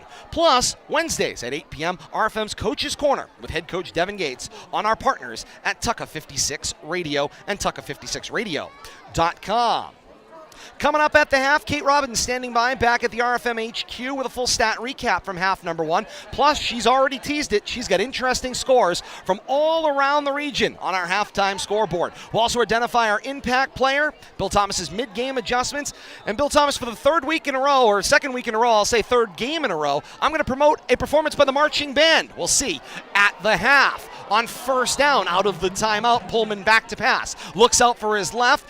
Deep downfield, he goes toward his 40-yard line. It is long and incomplete. The intended receiver was Juan Reynolds, just overthrown. Reynolds had beat his coverage. Jared Viola, the safety downfield. Yeah, timing off a little bit. Once again, a long go pattern, overthrown by about 5 yards, falling harmlessly to the turf, but did beat the defender, just can't get the completion. Second down and 10 to go. Highlanders got to be careful here that they don't end up in fourth down territory here at their goal line. They're going to throw the ball. With a half a field to try to get people away from their goal line. Pullman back to pass in his own end zone. The blitz comes, and the safety. That's the danger. You're back there in your own end zone. Defensive line blows up your offensive line. You got nowhere to go. The front pushes through. Delmar Wright, Logan Arce, Gio Roman, and John Escabi race in through the Highlander line and into the end zone, trapping Pullman for the safety. Tell you, nothing more exciting than a defensive score like that. And Blue Devils also get the ball back. They're probably in pretty good field position here. You get a free kick, but expect the field position to be up around midfield here as the half winds down. 2:05 to play here in the second quarter. 22-0. After that, 2 points is added to Leominster's total. And so what was a difficult circumstance for Leominster, given the ball up on the doorstep, Bill Thomas, has the chance of being maybe that much better if they could turn it into a 2-for-1. You get the 2 points for the safety. Now the free kick coming after the safety, if he can go in and punch it in before halftime. Yeah, I know Coach Mulcahy was trying to get something going there and a little momentum going into the half, but dangerous set of plays right there, throwing the ball in your own end zone, and turned out bad for the Highlander offense. We'll have to see if the Blue Devils can tack some more points on, but the Blue Devils just firing on all 8 cylinders offensively and defensively. So they're going to place the ball down. They have the option here to punt or place kick. Punt or place kick, that's correct. Yeah. In case there's any curiosity. Ball is placed at the 20-yard line, but yeah, they got to push everybody back to the 25.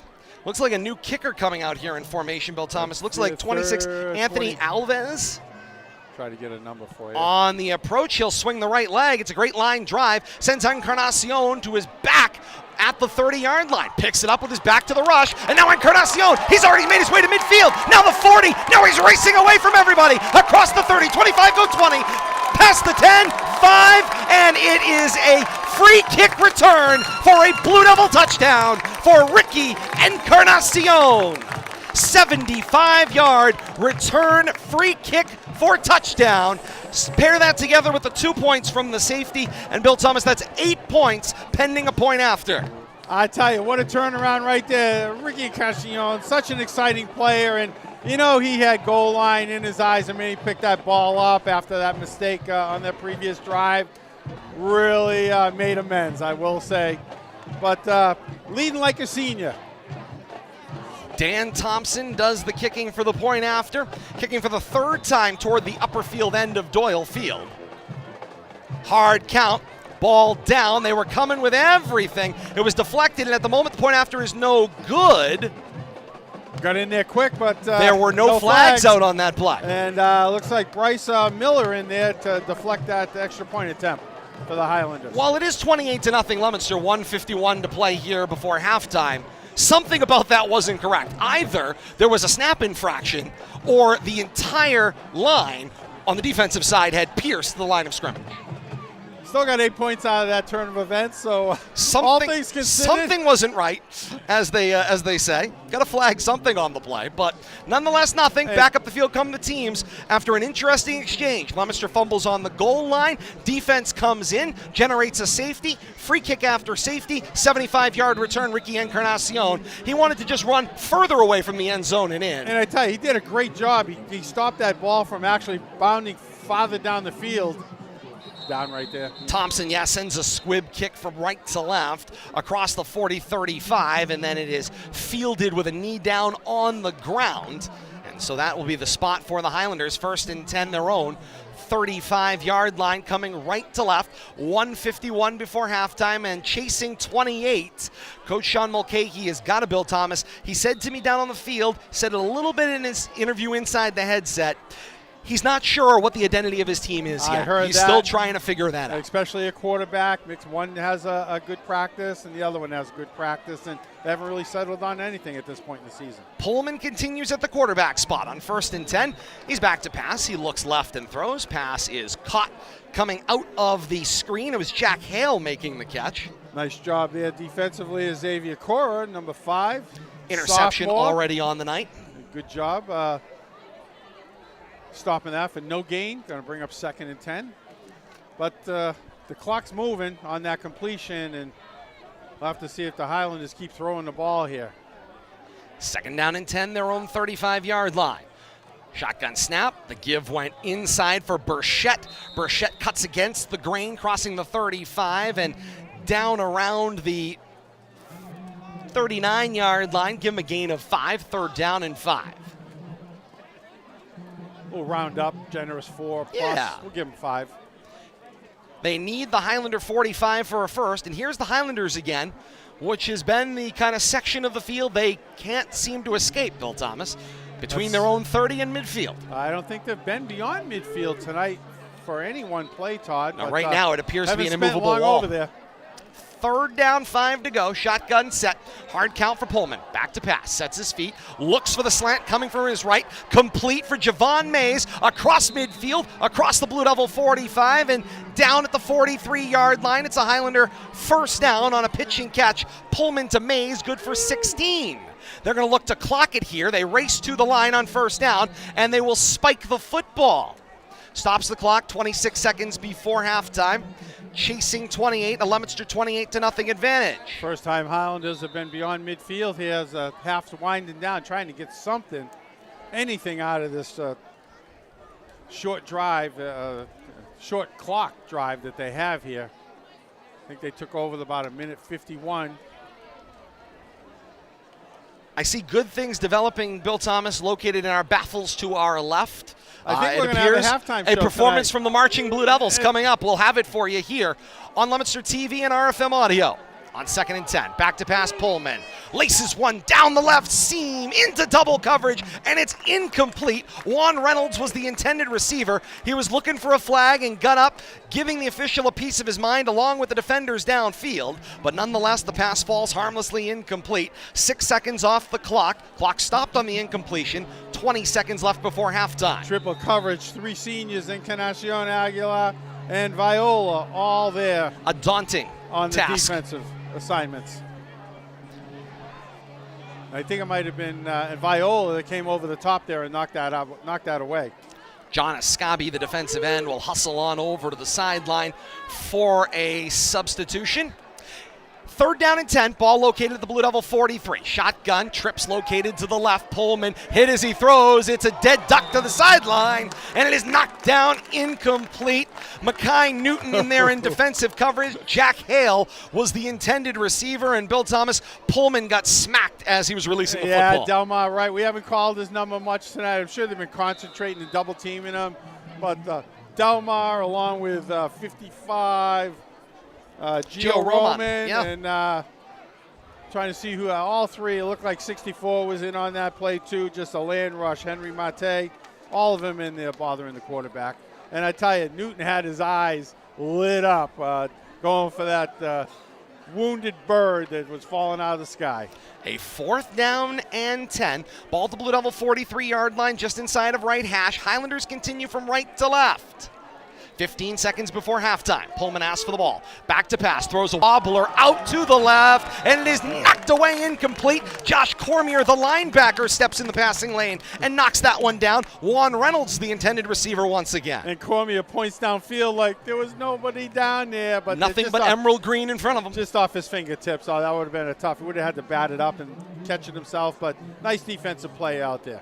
That's one of those cases where an incompletion, Bill Thomas, far better. It's a turnover on downs. You get the ball back, and you're going to be able to take the final 10 seconds of the first half off the clock without a play other than a kneel down in theory. It looks like they're short a lineman out there. Didn't expect to get back on the field in this half. Yeah, late rush. The right guard, Corin Sullivan, races out to join his team in the huddle. You know, we'll have to wonder if they're going to try to do something with 10 seconds here. It doesn't look like the kneel down. It's not a victory formation for a kneel, that's for sure. 1st and 10, their own 43 going left to right. Lopez back to pass, looks back door for Steven Diaz, and that pass goes incomplete. 7 seconds before halftime, and maybe the Blue Devils getting a little too cute before halftime there, Bill Thomas? And Diaz might have gotten in the way of Aguilar there. It was on a go pattern. Kind of hot coming in for Diaz. It's not really sure what they were trying to accomplish there, but they're not giving up here, looking for more points in the first half with 7 seconds. Looking for a kill shot before halftime. 2nd down and 10, ball at the 43-yard line at left hash. Shotgun, spread, 3 in the formation, 2 at the short side left. The give this time is for Newton. Newton will race out to the right edge. Got a block to midfield. With some room across the 40, 35, tiptoeing around the 30, and he'll step out of bounds there. And that is how we will reach halftime here at Doyle Field in week number 2. A 27-yard gain for Newton to close the half. Woo. What a first half of action we have been treated to here. Halftime score here from Doyle Field. It's Leominster 28 and Doherty nothing. Combine the 2 first halves of the 2 first games for the Blue Devils, 69-6. Wow. Pretty good output. It's an impressive first half. Some production output in 2 weeks. Also note, Doherty still, through a week and a half, has not scored a point thus far. That is unusual for a Doherty team under coach Sean Mulcahy.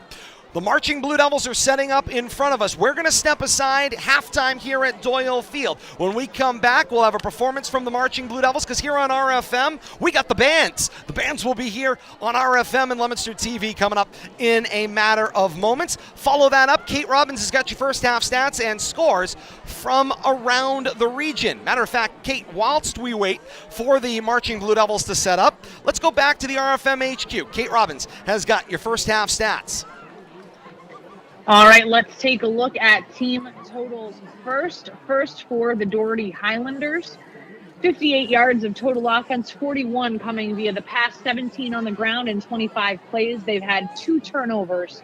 For the Leominster Blue Devils, 259 total yards of offense, 148 in the air, 122 rushing yards.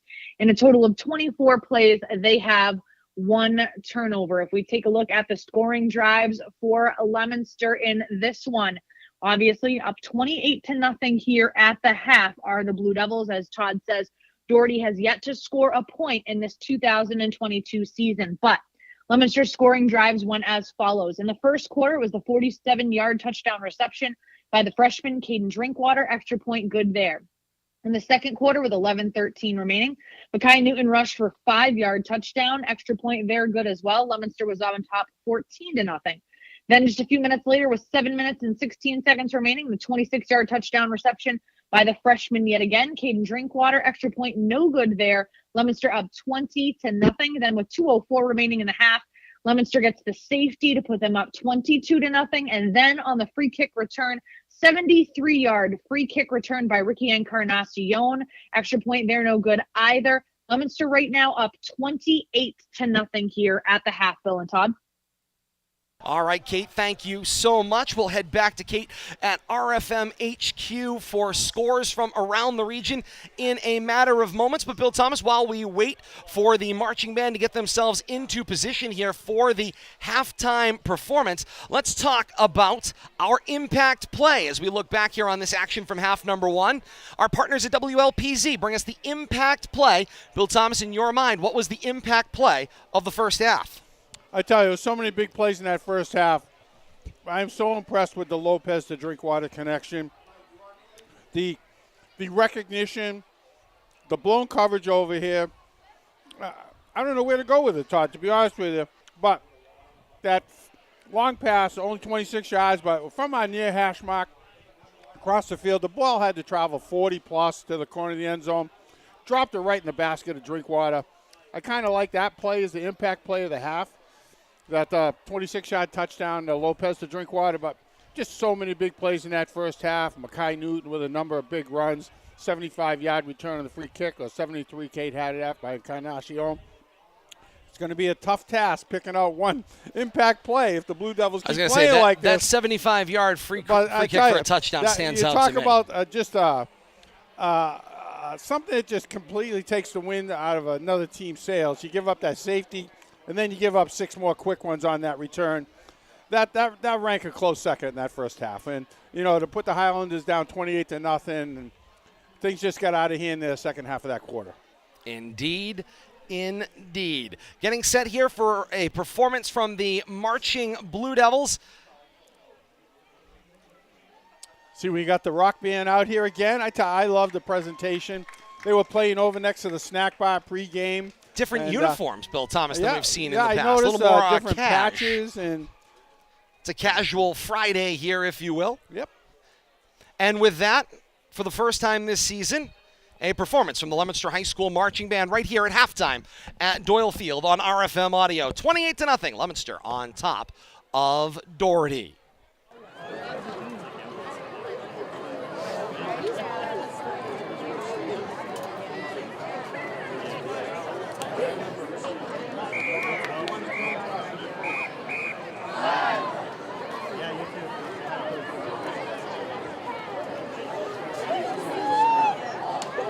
Taken to the field for their first performance at Doyle Field.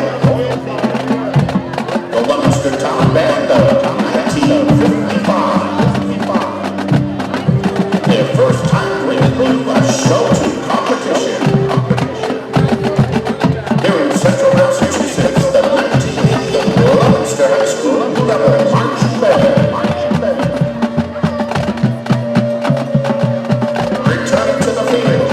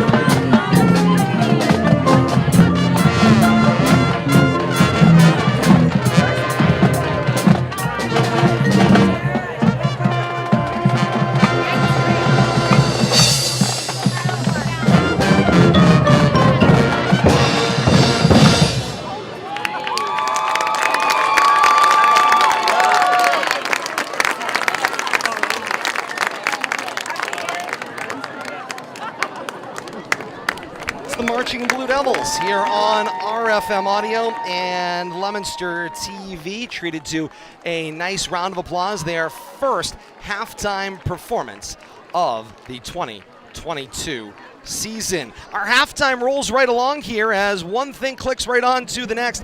Kate Robbins is back at the Studio P at RFM HQ. Kate, you've got our scores from around the region here at halftime. I do. I've got quite a few scores for you. I'm going to start it off with a big one, though, Todd and Billy. Tewksbury is playing Lowell this week, everybody. I've got a second quarter score. Better late than never. You nailed it. You're only a week early. It's totally fine. However, we have a 14-7 Tewksbury right now on top of Lowell in the second quarter. I had to lead off with that one because you were a week early. Yeah, hey, better late than never. At least they played. It's the only time that you are early for anything. That is correct. All right, other scores around the region. Grafton right now on top of Masco, 22-7 at the half.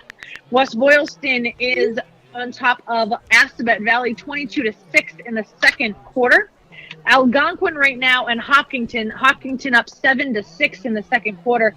Here's a pretty tough one to take right now. Wachusett up 40-0 on top of Fitchburg at the half. Clinton right now on top of Oakmont, 21-14. That's a first quarter score. Gardner right now on top of Keith Tech, 42-0. That's a second quarter score. And from the Lynx, we have from Coach Darryl Robichaud, Blue Devil Lynxsters, they top Mid-Watch A powerhouse Neshoba with a 28-26 victory. I think there might be a little bit of ribbing right there because that's Robichaud v. Robichaud. I believe it is. Neshoba. But great job to the Lynxsters from Blue Devil Nation there tonight. And we always appreciate those updates as well. We look forward to an opportunity to get back on the Lynx sometime in the near future as well. Oh wait, and I'm sorry. No, hey, you're on. More halftime score right now. St. John's on top of Shrewsbury, 7-6. They're about ready to kick off with second half. So St. John's only on top by 1 going into the third quarter. And Kate, I'm not sure if you had this one. Mike Leclerc checked in with us. That score has stayed the same out at Neshoba tonight. Neshoba and Longmeadow at the half. Neshoba 7, Longmeadow nothing. Kate, thank you so much. Back at the Studio P at RFM HQ. Great to have you with us. Kate, I will let you know, everybody here has been looking for you, and they can't wait till you can come back out here to Doylefield. Well, I'm sure that they would have been thrilled if I brought a stroller into the press box. So, my, how life has changed, as the other case may be. Thanks so much, Kate. We'll check in with you here as we continue into the second half. Bill Thomas, there are so many, I think, interesting scores there.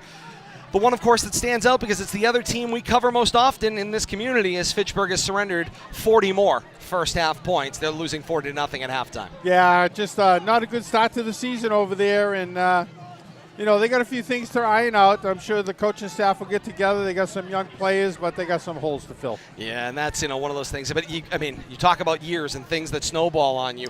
81 first half points in 2 weeks' time. That's a tough set of mental fortitude, a real test of your mental fortitude. But on top of it, only matching it with 6. And, that was early on last week. And so they've gone 3, 4, 5 quarters without scoring. And, that's they got a tough road to hoe over there. They lost their star running back. And, the quarterback doesn't have much to rely on right now. But I'm sure they'll work it out. Indeed they will as the days go. And, of course, Wachusett bouncing back off of what was a 10-point loss last week to Franklin. Nothing better than a 40-point first half to kind of put that behind you after losing in week number 1. Well, you kind of expected that. You might get Wachusett down, for a game or two, but you're not going to hold them down. And I think it just makes the urgency much stronger, in that Wachusett locker room. We know the coaching staff over there and very familiar with the background and the heritage of the Dubinsky family, and yes, it carries on over there. And it didn't take them long to right the ship. Let's put it that way. Not that there was anything wrong with it, but even though they put 22 on the board last week against Franklin, they struggled. Indeed, they did. Great Halftime here at the half. It is Leominster on top of Doherty, 28-0 in our feature game of the week here on RFM Audio. Second half's coming up, but first it's time for our mid-game adjustments. Bill Thomas got out the old marker board and it's been diagramming up what's got to happen if you are Coach Sean Mulcahy and Doherty's offense. Well, there's only one thing you can hope for, and that's work your way past midfield and then try to find some efficient proficiency once you do. Got past midfield once here with about a minute, less than a minute in that second half, a second quarter. But, yeah, just the offensive efficiency on the Doherty side just hasn't been there tonight, operating between their own 30 and 50 and looking at third down on every series. They got to find a way to put together a couple of plays, not look at third and fourth down every time they have the ball and forcing the issue to move the sticks.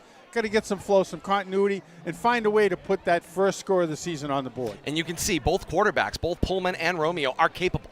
They are capable quarterbacks. They are just green, as the case may be. And let's give the Blue Devils defense some credit, too. A lot of seniors there. You know, the defensive backs are staying home, playing a nice zone. And, you know, the corners are staying with their men. You got seniors out there playing smart. So, you know, it's not all offensive inefficiency on Doherty's part, but the Blue Devils are playing great on both sides of the ball, offensively and defensively. Indeed they are. And, of course, here we go. Second half action underway. Ball on the T40-yard line at our left, and away it goes. It will be returned by Leominster. Coming from right to left, this is Aguilar, who looks like he was tackled at the 35, but is still on his feet. He continues down the field, across the 45, midfield, then the Highlander 40. Then there's a fumble, and the ball has been recovered by Doherty. So a moment of seemingly not playing to the whistle entirely for the Highlanders. Continued the play, progressing downfield for Aguilar. He battles his way into Highlander territory, coughs up the football, and Doherty's got it back with a chance for 2 for 1, Bill Thomas. What a disaster. Yeah, he looked like he was going to be tackled here at his own 35. Turned that into a 50-yard run back when it was all said and done. 15 down to Highlander 35, but coughs the ball up with that extra effort. He gets spun around, and much like Ricky's fumble, I think you get spun around and you get the ball gets dislodged, but great effort. Highlander football, 1st and 10 at their own 34, coming left to right. Pullman's back to pass. He hands it off on the draw screen, goes straight through the middle of the field, across the 35, and taken down around the 39-yard line. It will gain 4, 2nd down and 6. And Bill Thomas, I mean, it turns into a 2 for 1 for Doherty in many ways, but all of a sudden Leominster fans would love to see a review, and they'd like to see Aguilar ruled down on the original hit. I know it. But I think that the official was right on it, spun around on the body of the defender, never put an arm or a leg on the ground. I think it was a good call. Let the play continue. On 2nd down and 6, the shotgun snap for Pullman. Give it to Burchett. He races it out to the left of the formation. He crosses the 40-yard line, and he's taken down around the 43. Great tackle out there, form tackle by Ricky Encarnacion. Wrapped him up, waist to legs, stopped his forward progress, got him down for a short gain. Going to bring up, once again, Third down and a yard, Bill Thomas. Snap will be at their own 43. They need their own 44 for the first down. And this is a long yard, too, Todd. It's actually close to the 42. They need close to 2 yards here. Goes screen out to the left. The pass is complete to Mays out there on the left side. Stacked up by the defense. His best case scenario is no gain on the play, and it might have been a short loss. Yeah, it looks like they're going to bill him for at least a 1 yard loss right there, but nice job by the right side of the defense, led by Aguilar. Mackay Newton over there. Just a lot of seniors in that defensive backfield and doing a good job of wrapping up and tackling. 4th down here. And here comes Pullman back out onto the field. We need to make something happen right here with that big turnover off that run back. We'll have a check of the time and temperature coming up after this play. On 4th down and 2, snap, give it to Burchett. He's in the grasp of Logan Arce, and down he goes. At best, no gain on the play. Turnover on downs, and the ball will go back to Leominster. Defensive line for Leominster just blowing off the ball right there at the snap in the backfield. Led to about a 1 or 2 yard loss overall. in the end, Bill Thomas, all of that doesn't hurt Leominster. They get They the get ball right. basically where they would have had it, more or less. 35. They lost 7 yards in that exchange, Todd. And yet they have the football 1st and 10 at the Highlander 42-yard line, middle of the field, going right to left. And now, just before the snap of the ball, Coach Sean Mulcahy says timeout. He had to, Todd. He didn't have half his defense on the field. They fell asleep over there. I'm not sure they knew that it was first down. They were very slow, flipping the down marker from 4th to 1st. So I think some of the players were confused, but Coach had to bail them out right there. Coach Sean Mulcahy is debating the spot of the ball and where the ball positionally should be placed. 9:44 to play here in the third quarter. It's 28-0. Leominster on top of Doherty. This will be Leominster's first offensive possession after that giveaway of the opening kickoff of the second half. Check of the time, temperature, and weather conditions, and our game day forecast. 59 degrees under fair skies. We're heading toward our overnight low of 45 tonight. We've already shed about 10 degrees since the sun dropped here at Doyle Field, and almost 20 from our daytime high. Clear skies heading to 45 degrees tonight. 8:17 on a Friday night, week 2, September the 16th, here on RFM Audio and Leominster TV. On 1st down and 10, flags are out off the snap of the ball. Encarnacion got the handoff, took it up the middle of the field, crossed the 40, 35, and taken down at the 31-yard line. But will any of that stick? I'm not certain, as the flag came out in the area of offensive holding. Yeah, 11-yard gain by Ricky. He's going to get wiped out. Spot foul from the 40-yard line. Going to match him back 10 yards. Ball goes to midfield, and it looks correct this time. Bill Thomas 1st and 20. Yeah. Turns into a very, very well framed. Loss of 10, so penalty occurred downfield. Got 5 out of it, but still backs him up. So they'll snap from midfield. Blue Devils need to advance the football to the Highlander 33, right to left, for a first down. And on 1st and long, back to pass, Lopez looks out to his left and throws, complete for Drinkwater. Drinkwater advances the ball across midfield, 45, go 40, spun toward the 35 and steps out of bounds at the 35-yard line. Gains back the penalty, plus he will gain a total of 16 on the play, and it will leave a 2nd down and about 3 to go. Yeah, give him a couple more, maybe 17, but nice job by Drinkwater, waiting for his blockers to come over and help him out, not in a big hurry to attack the defender there. And I think it allowed him to pick up an extra 6 or 8 yards at the end. Winding under 9 minutes, 8:45 and counting to play here in the third quarter. Shotgun spread, 2 receivers tight to the boundary left. The snap. Delayed give for Newton. Newton takes it right into the teeth of the defense through the A gap, crossed the 30, and he's steered down around the 25-yard line. It is enough for a Leominster first down on a nice run by Kai Newton.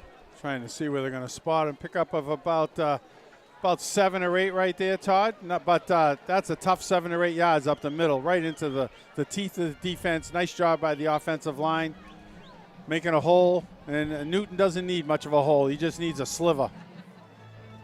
8:15 and counting to play here in the third quarter. 28-0. Leominster's advantage. First down and 10 from the 25 at left hash. Lopez scans the line, and the wing official on the Leominster sideline blows the play dead and just drops his flag at the 25-yard line. It's a false start against Leominster. Be a 5-yard penalty, 1st and 15 back to the 30-yard line. Somebody a little flinch right there. Apparently very noticeable because he just kind of placed it They like right to here. throw it at the player that's guilty. I think a little too far away for that. Didn't want to hurt his shoulder. 1st and 15. Shotgun snap. Give it to Encarnacion out of the backfield. Angled from left to right. Gets out to the right hash. Advances forward from right to left. Cross the 25 and toward the 20. Taken down around the 22-yard line. Gains 8. So that was what was penalized and a little, if you will. 2nd down and about 7 to go. They need the Highlander 15 for a first down, or 16, 15, 16, somewhere in that neighborhood. Nice job on first down. Blue Devils had great success on first down, creating manageable 2nd down situations. Even when they've been tagged with a penalty early on in the series, doing a great job just working their way out of downage trouble. On 2nd and 7. Lopez scans the defense, shotgun spread, 2 receivers wide to the left, single one is Aguilar, one-on-one to the right. Back to pass on 5 steps. It hits Encarnacion with the pass out of the backfield. Encarnacion, space across the 15, go 10, cut back in across the 5, toward the goal line, and he is marked just a shade shy of pay dirt for Ricky Encarnacion. Pickup of about, we'll give him 22, seeing he was on the 23 and they're not giving him the end zone, but they say it's 1st and 1, but it's about first and less than a foot. I would say 1st down and goal to go from the 1/2 yard line is the worst case scenario for your measurement. Lopez got the signal from Coach Gates and will head into his huddle. Counting down towards 6.5 minutes to play here in the 3rd quarter, and Leominster with a 28-0 lead and waiting on the doorstep on 1st down and goal to go. Shotgun spread through receivers in the formation. The snap, give it to Newton. Newton finds space off the left, into the end zone for a Leominster touchdown. Lopez running back to the sideline, celebrating. Nice job by Newton fighting his way for that yard. Tough to keep him out of the end zone. He's only a yard away or less. Daunting task for the Highlanders defense. They did it previously before halftime. Got a strip at the 1 yard line. Ripped that fumble out, but not able to that time. Newton found securing space. That. Not fighting for extra yards, but just charging into that line, following the left side of his blockers, and nice two-handed securing that football. Great job. Thompson for the point after. Oop, little movement. And there was more movement into the line, as you've got to imagine that the folks on the defensive side, given that it's a low-line drive kick that comes off the foot of Thompson, those gunners in the front want to come badly because they can pierce and get their hands up, got a good chance at a block. Yeah, and you got to win some facet of the game, and if it's special teams, that's still something for the Highlanders to build on. No quit in the Highlanders, no matter which squad's out there. Special teams, defense, or offense. Good snap to Aguilar, places the ball down, and Thompson drives it onto the Morton Street Hill. Teams come back up the field. 6:22 to play here in the 3rd quarter. Leominster opens its lead to 35-0 over Doherty. We head back to HQ. Kate Robbins got your drive summary. I certainly do, Todd. That 6-play drive covered 42 yards in 3.5 minutes. It ends with a 1-yard Makai Newton rushing touchdown. Extra point is good. Right now, Leominster on top of Doherty, 35-0 here in the 3rd quarter. All right, Kate, thank you so much. We'll check back in with you as this half progresses, see some of the scores going on around the region tonight as well. So happy to have all of you along with us here on RFM Audio and wherever you are across the region or around the globe, streaming via YouTube, Facebook Live, or Twitch, with our television partners at Leominster.tv on Comcast or Verizon Cable. Our radio partners in delay, 95.1 FM, WLPZ, LPFM, or Tucker 56 Radio, or Tucka 56 Radio, TUCKA56radio.com. We are all so pleased to support the student athletes and institutions as the legendary soundtrack of football in Central Mass continues right here on RFM Audio and with our partners. Big return there for the Highlanders. Forward across the 40-yard line and out of bounds around the 42. Bill Thomas, did you get a number on that return? I think it was 20 back there, Todd, on the return, but I was doing a little Oliver away from the field multitasking. Conadu, the junior, 5'9", 165, and once again, remarkable field position for the Highlanders. 1st and 10 at their own 45.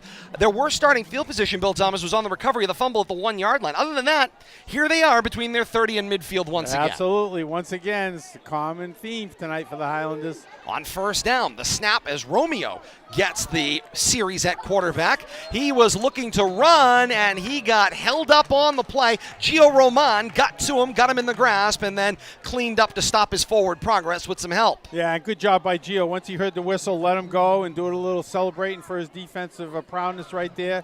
Not pick up any extracurricular activity, but great job jumping in the backfield, blowing that play up for a 5-yard loss. Get the breakdown and preview of each week's action on RFM's Coach's Corner with Leominster head coach Devin Gates. New episodes premiere Mondays at 9 p.m. on these same RFM platforms, including YouTube, Facebook Live, and Twitch. Wednesdays at 8 p.m. on Tucka56radio.com, and throughout the week on WLPZ 95.1 FM Thursdays at 5 p.m.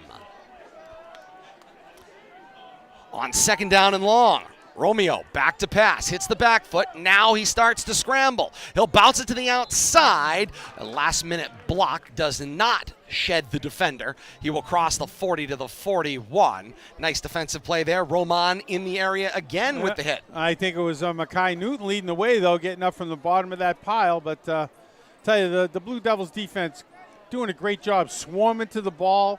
It's usually not just one defender, but when there is only one defender there, they're doing a great job wrapping up, form tackling, getting the offensive player to the ground. And a quarterback change here. Dean Pullman has been put back at the quarterback spot for 3rd down and long, snapping at their own 41.5 yard line, just about the 42. They need the Leominster 45 for a first down.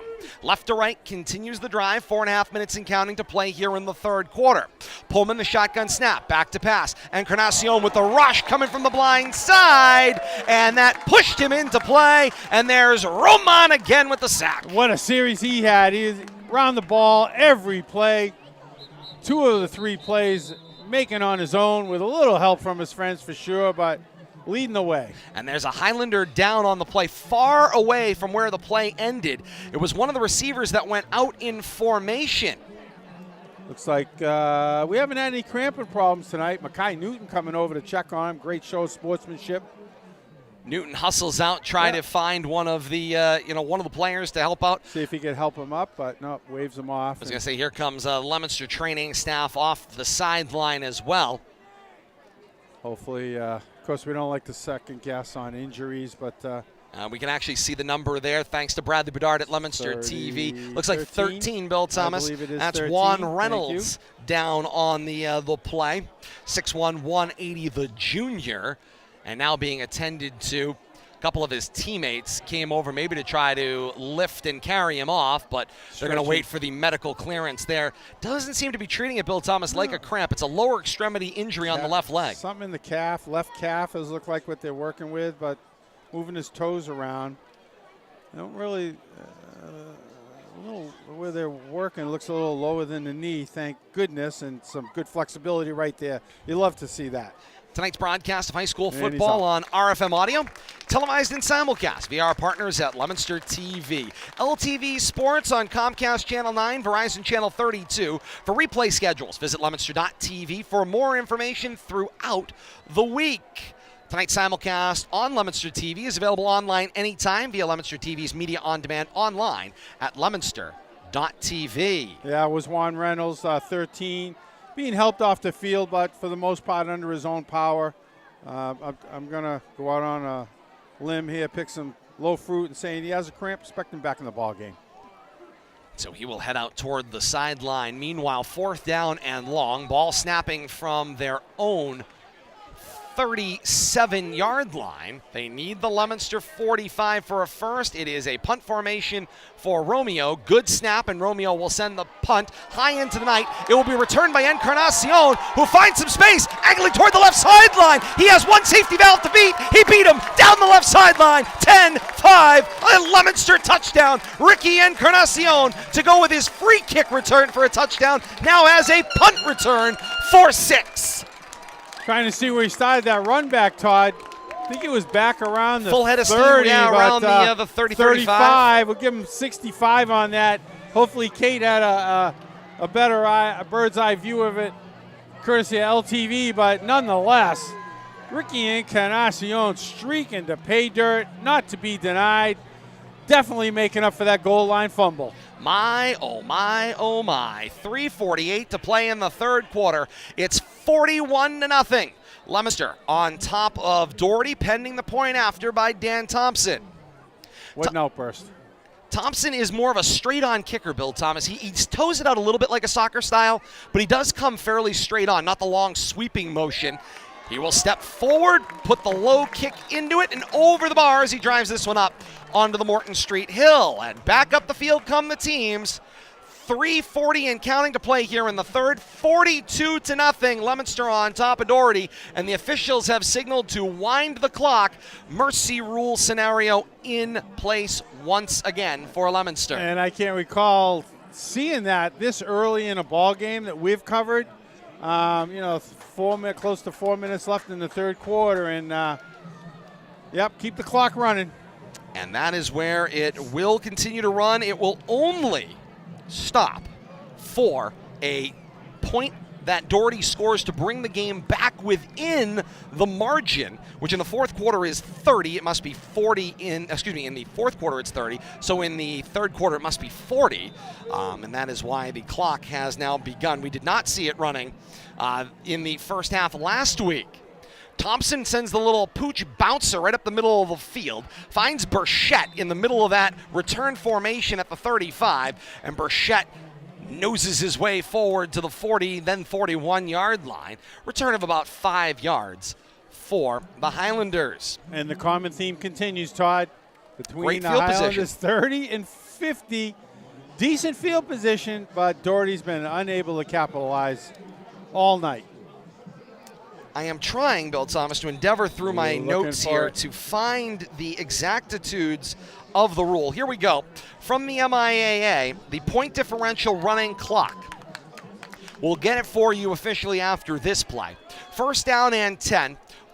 Ball at the 41. Romeo, the quarterback, snap, give it to Burchett. Bounces it out to the right, and he will advance the football 1 yard. It'll be second down and 9.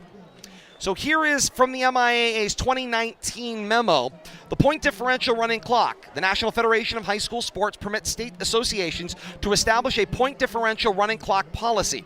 MIAA schools will be using the following policy. A running clock will be used when a point differential reaches 42 points at the beginning of or any time during the third quarter, or a 30-point differential at the beginning of or any time during the fourth quarter. It will continue for the remainder of the game.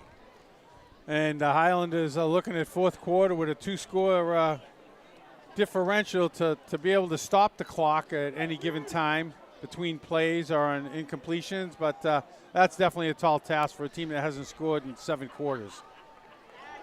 The snap for Romeo. Clean jersey in here, and a huge defensive hit on the play. It was Makai Ansa on the run, and he got his bell rung. 11. You know, get a name. Steve Diaz just came flying like a missile, heat-seeking missile right there, and put that run to a quick stop after about 7 yards. Actually, I take that back. I'm looking at the wrong mark. After a loss of 1. Bill Thomas, it is, though, my responsibility to editorialize here. While that may be the rule the MIAA has chosen to implement, they did miss one key part of that rule, and that is creating a rule that other states like New Hampshire, Alabama, Texas, and others use, a modification that says that the clock will stop in the case of a timeout taken by the leading team. We saw that being abused in the last year or two also. And it just ends the game in such a strange fashion, as we saw in week number 1. Pass completed out to the left. This time it was Mays, and he got whacked, Bill Thomas. Yeah, I think it was an incomplete pass. He had took the hit after? Yeah, had it jarred loose. Back to the line of scrimmage. Going to be actually fourth down again, fourth and 11. We'll play that fourth down in the fourth quarter. The running time has expired on the third quarter through 3 here at Doyle Field. It's Leominster 42 and Doherty nothing. We head back to RFM HQ. Kate Robbins has got your third quarter stats, and Kate, scores from around the region if you've got any updates. I do have a few updates. Right now, the statistics for Leominster continue to be impressive. However, 319 total yards. Ricky Encarnacion has been an absolute powerhouse tonight. Bill Thomas, we're giving out game balls. This better be unanimous tonight. I know that Caden Drinkwater's had a great night, but you don't see a safety, a free kick return for 73 yards, and a 65-yard punt return for a touchdown from Ricky Encarnacion and all of what he's been doing on defense. So it better be unanimous back there tonight as far as I'm concerned.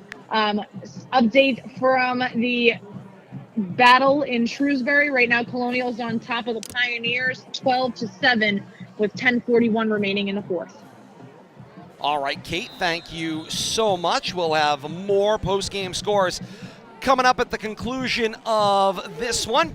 As we begin the all-important fourth and final quarter, the clock begins to run on the first snap of the ball, and this is fourth down and 11. Romeo at the quarterback spot, races around, and eventually is sacked in the backfield. Turnover on downs, ball will go back to Leominster. Big hit on the play. Dominic Swain with the hit to force the turnover. Great job there by the Blue Devils defense. get the quarterback scrambling around, trying to do it on his own, but just too much chaos going on in the field right now for Doherty. Indeed. Turnover on downs, and Blue Devils set up in great field position. Clock continues to run. We'll see that through the rest of the game now. Hey, let's talk peak performer, Bill Thomas, of the second half. Who stands out among the crowd as the peak performer? I believe Kate. You checking it? Kate has already said. Kate, you want to check back in? Who's that peak performer? That would be Ricky Encarnacion. Period. End of discussion. We're not talking about it any further. We'll put it to a vote. No vote. Unanimous It's or unanimous. I veto. It is most definitely unanimous. This isn't the Security Council here of the UN. We don't have vetoes here, but I appreciate it nonetheless. Carry on the play there is Xavier Cora for Leominster. Took it off the left of the formation and moves the ball up to the high under 35. And comment, Todd, start learning at some numbers. We like to comment clean numbers. I think we got a clean number at quarterback and a number of other positions too. See who I believe it was Lopez down here on the sideline with Aguilar Drinkwater. At the quarterback spot, 14, but I'm going to confirm. I think it's 14. 14 would be a change. That is Liebert at the quarterback spot. And Liebert will make the handoff. It goes inside for Cora once again. He's swallowed up quickly on the play, but does gain a handful. Moves the ball to the 31, almost the 30.5 yard line. I'll give him about 6 on that carry. 3rd down and 4 to go. They need to move the ball to the Highlander 27 for a first down.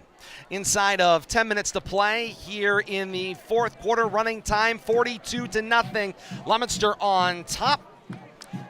Clock has been running since the latter part of the third quarter if you're just joining us per MIAA rule.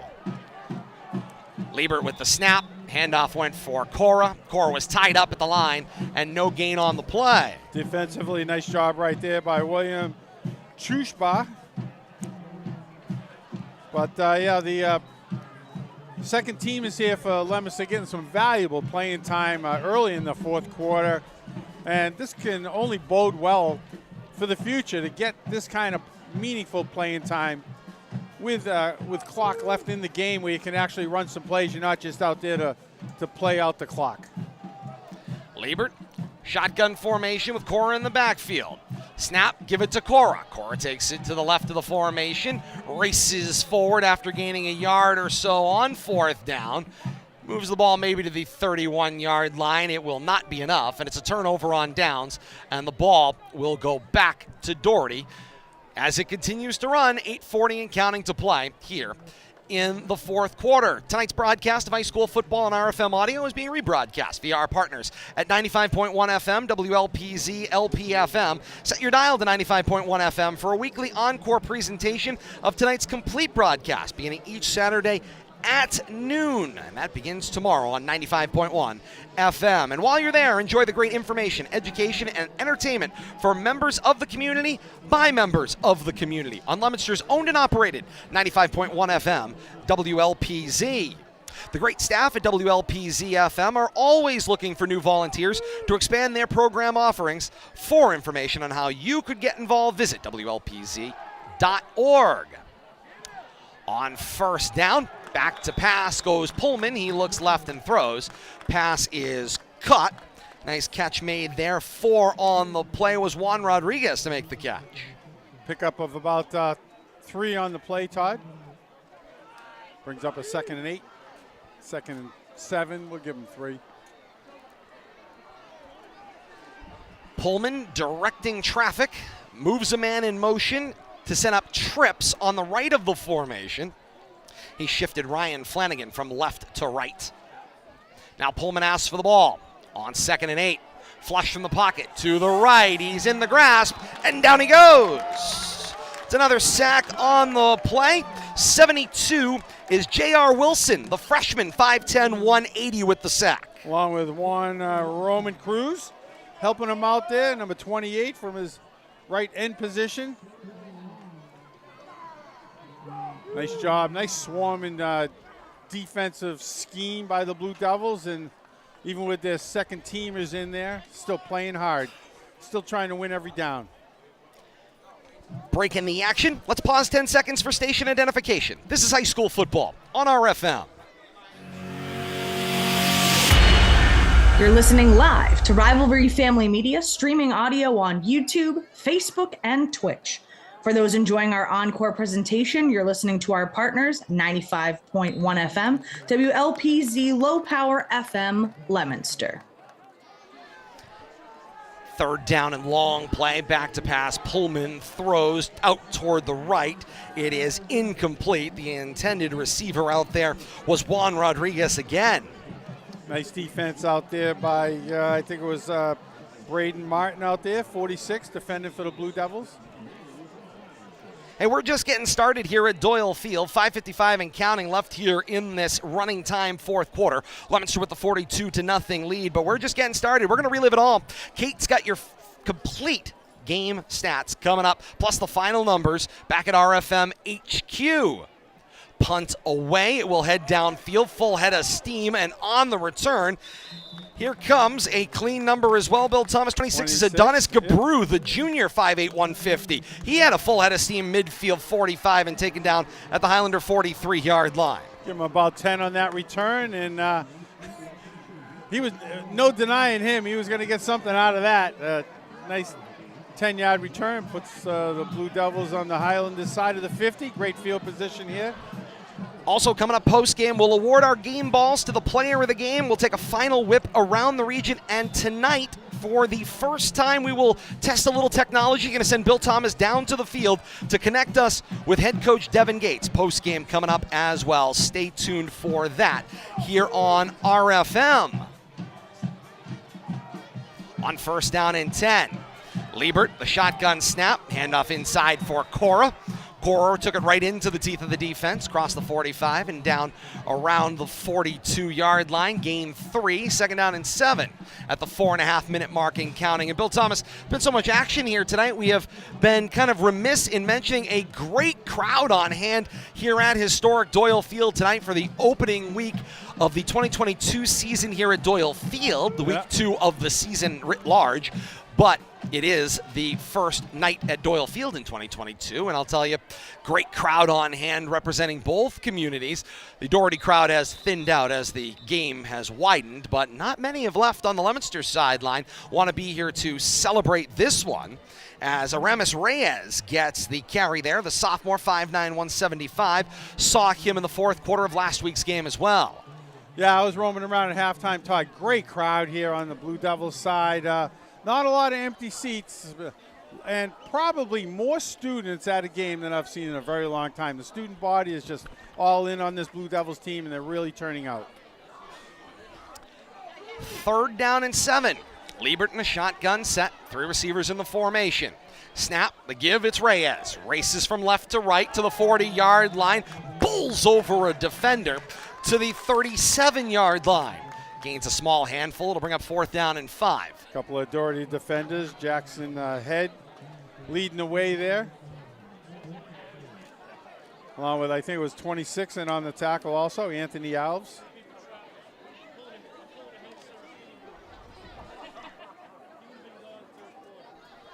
Fourth down, 4 to go.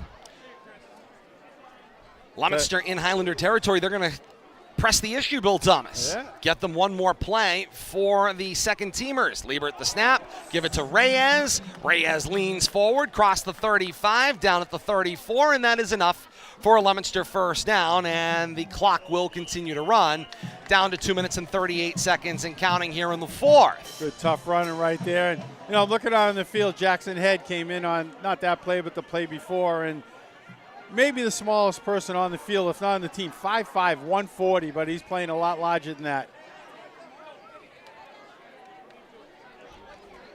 2 weeks of action, Bill Thomas. A 48-0 win in week 1. Heading to a 48-6. 48-6, excuse me. And a 42-0 win in week number 2. And probably could have been a lot, I'd say probably more points for the home team if the score is a little different with the clock situation here in the fourth quarter. Liebert gives it to Reyes. Reyes takes it across that 35 again. Back to the line, maybe moved it forward to the 33-yard line. It is quite an offensive statement for a team over the last couple of years that has struggled to get out of its own way through most games on the offensive side of the football. Yeah, and, you know, looking back on last year, I don't know how many points the Blue Devils scored over the course of the season, but they might have struggled to score 100. in their first half dozen games total. And to have this kind of output, the first 2 games, 80 points, 90 points, just it's unbelievable. 2nd down and 10. High snap here. Fielded by Liebert. Carry given to E.J. Machuca, who bounces it out to the left, now comes to the right, crossed the 30 to the 25. He stood up on the play after a gain of 9. Nice job right there. Reversing his field. Machuca, the senior, 5'5", 180. Taking the ball low and to the 25-yard line. If you weren't with us off the top of the broadcast, we noticed, we marked you absent. But other than that, as we move our way forward here, looking at the recent series meetings between Leominster and Doherty, you have to go all the way back to September 9th of 2016 for Leominster's last win in this series, 28-20 at Foley Stadium in Worcester. The last 5 meetings have all been dominated by Doherty. They lead the series 5-1 since 2016, and they were outscoring Leominster by a margin of 166 to 118 going back to 2016, as the final play will be run here. And after last year's awkward ending that it resulted in another second being put on and a field goal win for Doherty, Leominster comes back 1 year later in week 2 on home field and takes the wood to the Highlanders. I got to tell you, we saw a little snippet of this in one of the preseason practices we saw against Tewksbury. The encouraging look to Lopez to Drinkwater, possibilities along with all the seniors, the senior leadership. But to start the season off 2-0 with this kind of offensive explosion and defensive dominance, I don't think anybody expected to see that coming. And I don't know what more you could ask for 2 games into the season, Todd. Coach Gates has to be extremely pleased. But as a coach, there's always something. There's got to be something to work on during the week. And who we got coming in? It's Neshoba. Week 2. Neshoba's here next week for week 3. Easier. Then you're at Shepherd Hill. You're at Peabody, Algonquin, Wachusett, and Shrewsbury on the back half of this 8-week regular season. Yeah, it's not going to get any easier to this point, but this is the way you want to start a season as Leominster sets a 42-0 win over Doherty tonight here at Doyle Field to conclude week 2 action. Yeah, this is what you build on, early season success. And then you work up from there, and you're not always trying to correct mistakes from a previous loss or a mistake-filled game. You're building on your success. It can only get better. And the opportunity to build comes now.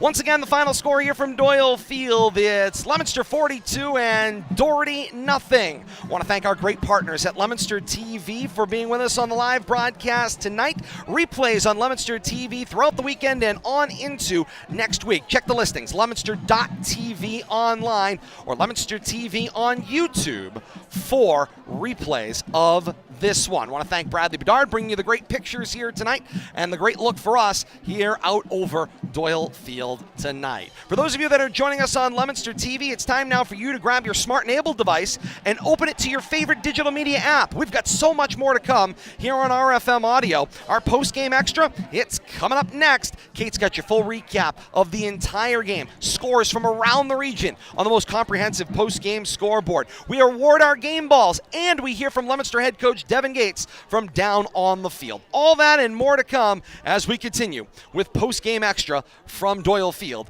on RFM. Once again, the final score, Leominster 42 and Doherty nothing. For those of you joining us on Leominster TV, we say so long for now. For those of you that are joining us here on RFM Audio, a break and we're back with more post-game coming up next. You're listening to high school football on RFM Audio. How was your drive to school? Let me tell you, I had to get my iced coffee first. I just can't seem to put it down. My favorite rapper just announced a tour. My phone was buzzing like crazy. I'm so excited. I had to text all my friends right then to talk about it. Then, someone started calling me and... Let's try that again. I turned my phone off right away. I never drive distracted. Visit StopTextStopWrecks.org. A message brought to you by the National Highway Traffic Safety Administration, Project Yellow Light, and the Ad Council. More than 270,000 students from nearly 370 MIAA member schools will participate in over 100,000 high school sports competitions this year. The Massachusetts Interscholastic Athletic Association encourages you to support your local high school athletic programs and the students who participate in them. The Massachusetts Interscholastic Athletic Association, building the future through educational athletics. We are the NFHS. That stands for the National Federation of State High School Associations. But really, what we stand for, together with the MIAA, are the 227,000 high school sports students in Massachusetts. And so we stand. We stand for the runners, soccer and basketball players. We stand for their coaches, administrators, and officials. We stand for the swimmers, football players, and wrestlers. We stand for the golfers, softball, and volleyball players. We stand as the national leader and advocate for high school athletics and all who participate in them and make them possible. Because it is our purpose to ensure that high school students get to play, perform, and compete together. To learn more about who we are and what we stand for, visit nfhs.org. The aims, the organization, and the policies of the MIAA are based on the philosophy that interscholastic activities, although a privilege and not a right, are important parts of the educational process. They should be encouraged, directed, and supported by a statewide organization. This organization's leaders should be representative of the state's schools and promote the further development of students' health and well-being. The Massachusetts Interscholastic Athletic Association urges your support of this philosophy through your attendance at all local and state events. The MIAA and all its member institutions thank you. The Massachusetts Interscholastic Athletic Association, building the future through educational athletics. This is Bob Sosi, the voice of New England football, for the best high school football action in North Central Mass, featuring our award-winning broadcast team of Todd Robbins, Bill Thomas, and Kate Robbins. Keep it right here.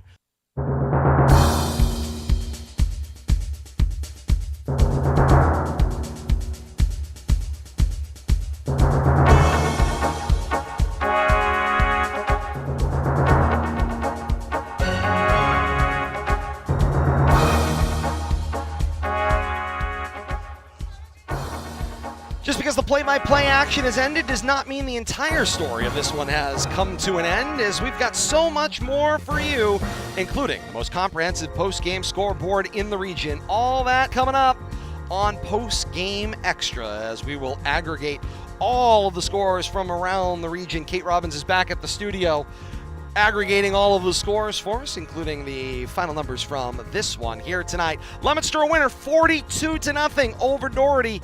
In week 2 of action, Leominster improves to 2-0. Doherty falls to 0-2. What a first couple of weeks of action it has been here.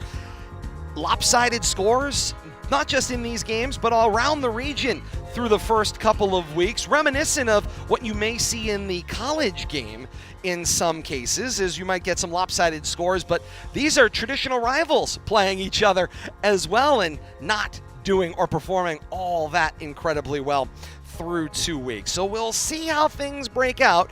We saw those scores around the region at halftime. Kate will get us the final numbers coming up here, and let's bring Kate Robbins in now.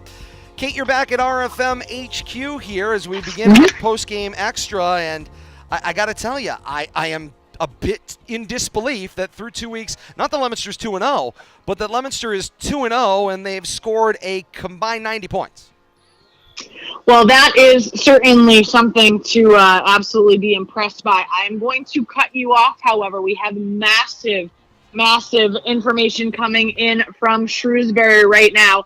The last 2 minutes out at Shrewsbury have been absolutely insane. Shrewsbury here now on the St. John's 7-yard line looking to score. With 4 minutes remaining in the game, St. John's got a 3-yard touchdown. They went for 2. They were good on the 2-point conversion. They're up 15-12 right now with 2 minutes remaining in the game. Basically, they went for 2 in order to force Shrewsbury to have to score a touchdown in order to beat them. Shrewsbury has now gone immediately down the field. They just had a 45-yard touchdown, a 45-yard reception to get to the St. John's 12-yard line. Then there was an unsportsmanlike conduct penalty which brought things all the way to the St. John's 6-yard line. And now it is and goal to go for Shrewsbury with 1 minute and 48 seconds remaining from the 3. They just tried the snowplow. St. John's defense has held them up. No, now they have a touchdown. So Shrewsbury has just scored with 1 minute and 37 to go. St. John's had been up 15-12. Shrewsbury has just scored, and the clock continues to run. I don't know why, but it does. They're on top 18-15 here with the extra point pending. Wow, an Sorry interesting. about all that. That's okay. Hey, that's the excitement you get when your game ends early and there's other action going on. And St. John's and Shrewsbury are locked up in an exciting one. That's one of the great opportunities to expand our coverage here as our post-game extra rolls on. We do all sorts of things here at Mr. P Studio. We change diapers, we give bottles, and we stream other games. I mean, we are a full-fledged operation here. Indeed we do. I see Bill Thomas is toward head coach Devin Gates down on the field. He's going to tap him in with us here coming up in a moment. We will, Kate, hold off on your final stats. Let's get Coach Gates in here so that we can get him on his way, and then we'll get your final stats, final numbers from around the region, as well as scores from around the region as well. But of course, Kate, just as I was stalling for extra time. Point, by the way, I'll give you an update. Yeah, bring us to the conclusion here. Just blocked.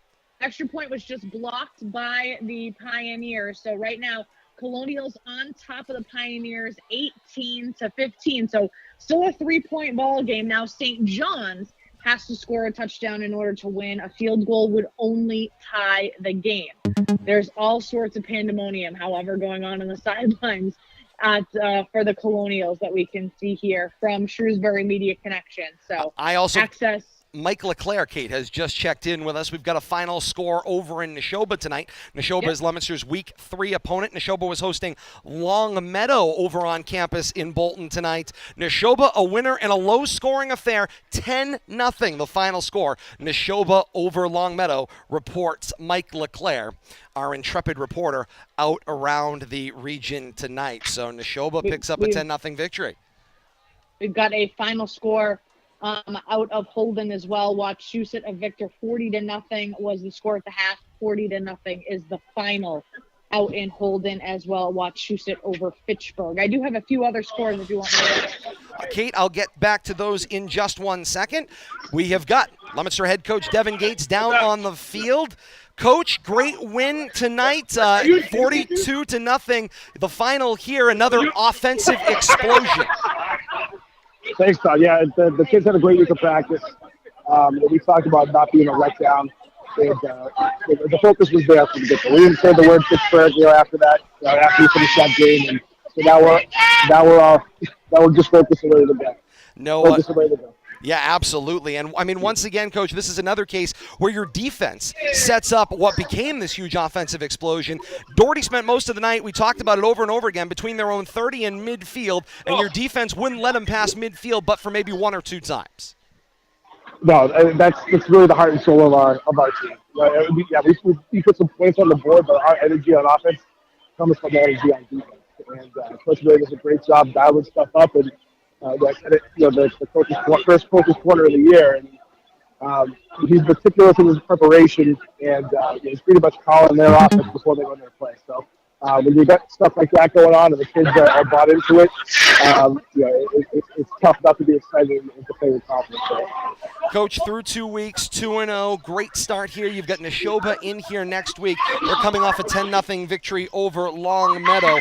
But, of course, the points, the sheer volume of points is going to be the thing that everybody's going to keep drawing attention to. And perhaps this week, maybe you've answered that question that everybody wanted to know after week 1. Is Leominster really that good, or did Fitchburg struggle that much? Leominster look that good again this week. Yeah, and I think we're still kind of finding out who we are too. And Doherty is down a little bit. They've always coached really, really well. They always have athletes, but we've definitely had some other Doherty teams that have been stronger than that. Not trying to put them down or anything like that, but I'm just trying to keep things in perspective for us. But in the same breath, we're just taking what the defenses are giving us right now. I think the whole offense is kind of dialed in. You saw that in our first touchdown when they didn't get coverage on Hayden Drinkwater, and we picked it up and threw it right away. So when you're that dialed in and noticing things around you like that, the awareness, it I really have confidence in calling anything in our playbook right now. So it's a really nice place to be as a coach. Yeah. I have to imagine. And you know what? A nice place to be will be with your family. I'm going to let you go on that note, Coach. We'll talk to you on the Coach's Corner on Monday. It's off to find Sarah, Danny, and the legend Owen. Thanks, Coach. That's Leominster head coach Devin Gates down on the field. All right, it's, new technology, an imperfect start, but better than not being able to speak to Coach Gates at all. A performance from the Leominster High School Marching Band is coming up once again out here at Doyle Field. But for the moment, I'm going to toss it back to RFM HQ. Kate Robbins has got your final stats for this one. Then we'll award our game balls and get the final scoreboard out of the way. But back to Kate Robbins at RFM HQ. All right, let's take a look at team totals first. Let's take a look at Doherty's side of the ball. Only 50 yards of offense from Doherty, 47 coming via the pass, 7 coming on the ground in 39 plays. They did have 2 turnovers on the night. Leominster had a total of 345 yards of offense, 184 coming via the pass, 172 coming via their rushing attack in 39 plays. They did have 1 turnover, however. Doherty, individual notable statistics from the rushing attack. Burchett out of the backfield had 8 rushes for 20 yards. Out of the quarterback spot, Dean Pullman was 7 of 14. He completed 50% of his passes, totaling 36 yards. He averaged 5.1 yards per pitching catch. And most of those receptions went to Javon Mays. He had 6 receptions for 41 yards. If we take a look at Leominster's side of the ball, individual notable statistics here, they came in droves. Makai Newton out of the backfield, 10 rushes for 117 yards. His long was for 27. He averaged 11.7 yards per carry. Ricky Encarnacion had a few. He had 3 rushes for 16 yards, but he also had 5 receptions totaling 72 yards, and that's just the beginning of his evening. Osiris Lopez out of the quarterback spot, he was 10 of 13, completing 77% of his passes, 184 total yards passing, averaging 18.4 yards per pitch and catch. Caden Drinkwater had 3 receptions for 88 yards on the evening. If we take a look at the touchdown drives, however, Caden Drinkwater had 2 touchdown receptions on the night, both coming in the first half. Makai Newton had 2 rushing touchdowns on the night, 1 in the second quarter and 1 in the third quarter. There was a safety in the second quarter, and then Ricky Encarnacion, he had 2 touchdowns. One was a 73-yard free kick return, which put the Blue Devils up 28-0 coming into the half. Then he had a 65-yard punt return for a touchdown as well. So 2 very special touchdowns on the night for Ricky Encarnacion. Not to mention, he had 3 rushes for 16 yards and 5 receptions for 72 yards. He had a banner evening, did Mr. Encarnacion. Well, Kate, it's funny you say that because joining us up here now on Press Row is one Ricky Encarnacion, past a banner night. I think it's fair to say a unanimous game ball choice for the night on the broadcast for Ricky Encarnacion. And Ricky, glad you were able to pop up here to join us after this one. Hey, great to have you here. I mean, this has been, I think, a start of the year that is unlike anything that we've seen in a long time. It's the best start we've had in a couple of years. I've been loving the energy, everyone, the team. This is a great team. It's a great start we have this year. No question about that. And the cohesion among your offense is just so obvious down on the field. The coach was talking a little bit about that play with Caden Drinkwater coming open. I mean, open down the left side of the field. Maybe something that a couple of years ago might not have worked out the way that you guys hoped. You might have recognized it, but might not have been able to execute it. What do you attribute it to? Well, it's what we've been practicing. Coach Gates has been putting in great game plans, great plays, and the offensive line giving Osiris, our freshman QB, enough time to get that open. It's a bunch of little stuff that goes into the plays. With the screen, me faking it, and then Osiris going up. Not Osiris, Caden getting wide open down the field. That was a beautiful ball by Osiris, too. Indeed it was. You had a couple of plays in your own right that Kate was just referring to before we picked it up back here. We got to talk about it. I mean, not many people on their tab on a given night have got a free kick return for a touchdown coming off the back of a safety and then a punt return for a touchdown shortly thereafter. talk to me first about the free kick return, because it drove you back. You actually ended up with your back to the rush, so you're facing the wrong direction. Yeah. You now have to pick the ball up, turn around. What do you see when you turn around? I see the whole middle of the field wide open. My blocks had that middle of the field wide open, which is supposed to happen, and I just cut that outside like it was supposed to happen. It's amazing when things happen the way they're supposed to, Right? right? Just the way you draw them up. And then, of course, you had the punt return, and in this case, you actually ended up bouncing it out to the sideline, once again, finding some space. Yeah, also, again, like how it's supposed to happen, right down the middle of the field and cut it outside. And into the end zone you scamper here. You're through 2 weeks. We can't talk enough about the defensive side of the football as well, and what you guys have been doing to kind of stunt the offensive ability of the opposition. And once again here tonight, the defense was certainly on show. And again, it's the line with the pressure up front. Delmar Wright, I'll just name a couple guys. Delmar Wright, Giovanni Roman, Henry Marte, who else? John Escabi. All those guys, which are seniors, they've all stepped up this year with all the guys we lost last year on the line. They all stepped up, making big plays. Without them, we wouldn't be able to have a 0 on that board. And that is such a nice feature as well. If you, of course, are looking for things when you end up in games like this, you have to find something competitive. What's that thing that's going to keep you driving? And tonight it sounds like leaving a 0 on the other side was certainly one of those things. Well, last year, let me bring up last year. Sure. 1 second. That's what we've been saying all this week. 1 second. We stopped them. We lost to them by a field goal last year with quote unquote 1 second left on the game. Yep. So that's just what we've been That's what we've been saying all week. Just 1 second. And 1 second can make all the difference. Yes, sir. Except when it's 42-0. Exactly. It takes an awful lot at 42-0. Neshoba's in here next week. Again, great battle with them last year. Expecting another one here next week. Yes, sir. Yes, sir. So it's right back to work after a couple of days rest this weekend. Ricky Encarnacion, after a great night tonight, thank you so much for joining us here on RFM. Thank you for having me. Thank you so much. Kate, we're going to toss it on back to you. You can wrap up with your final stats. All right. Well, stats were all done. All right. How about the final scores then? Let's go. We'll do our whip around the region. We finished a little bit early in Leominster, so I'm putting things together. We have to mute Billy, however, in the background.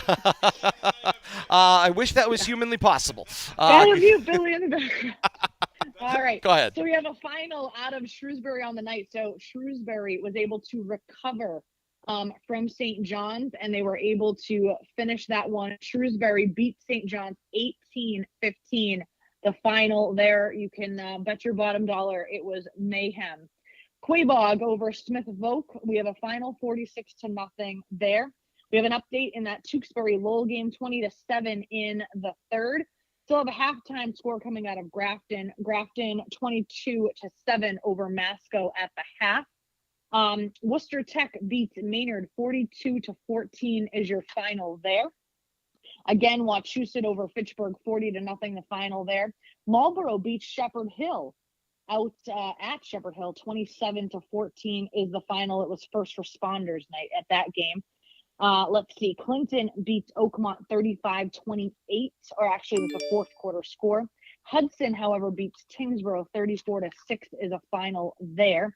And we have finals, Gardner over Keefe Tech 48-21, and Northbridge over Leicester 33-7, your final there. We also have a final, Sharon over Westboro 40-28, and Abby Kelly Foster, who did they play tonight? Burncoat. Abby Kelly Foster is up 12-8 late in the fourth over Burncoat, and those are the scores that we have thus far.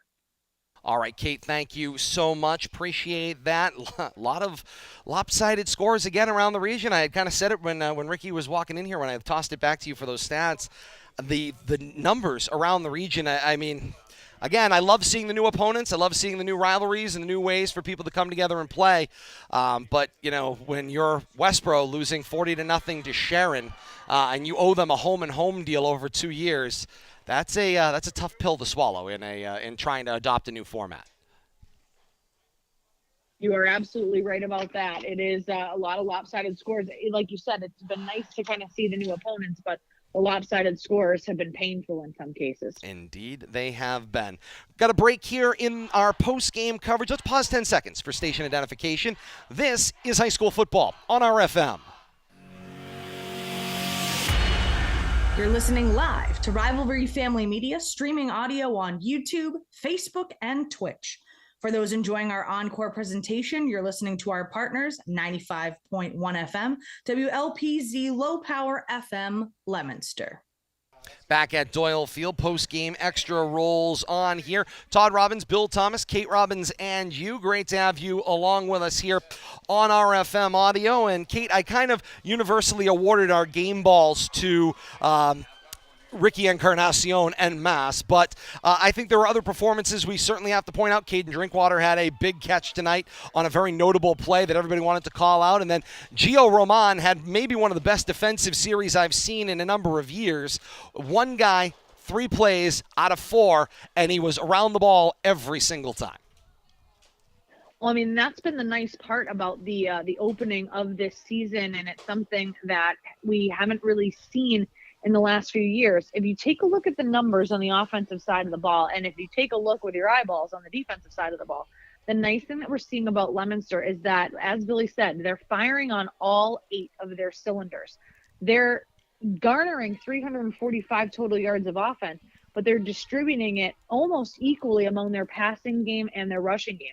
That tells me that they have quite a bit of dynamicism in their offensive play calling, in their offensive abilities as well. And you can't be that dynamic without a solid offensive line. And then that then translates on the defensive side of the ball as well, on all of the levels. When you have the line, you've got that linebacker level, and then the defensive secondary.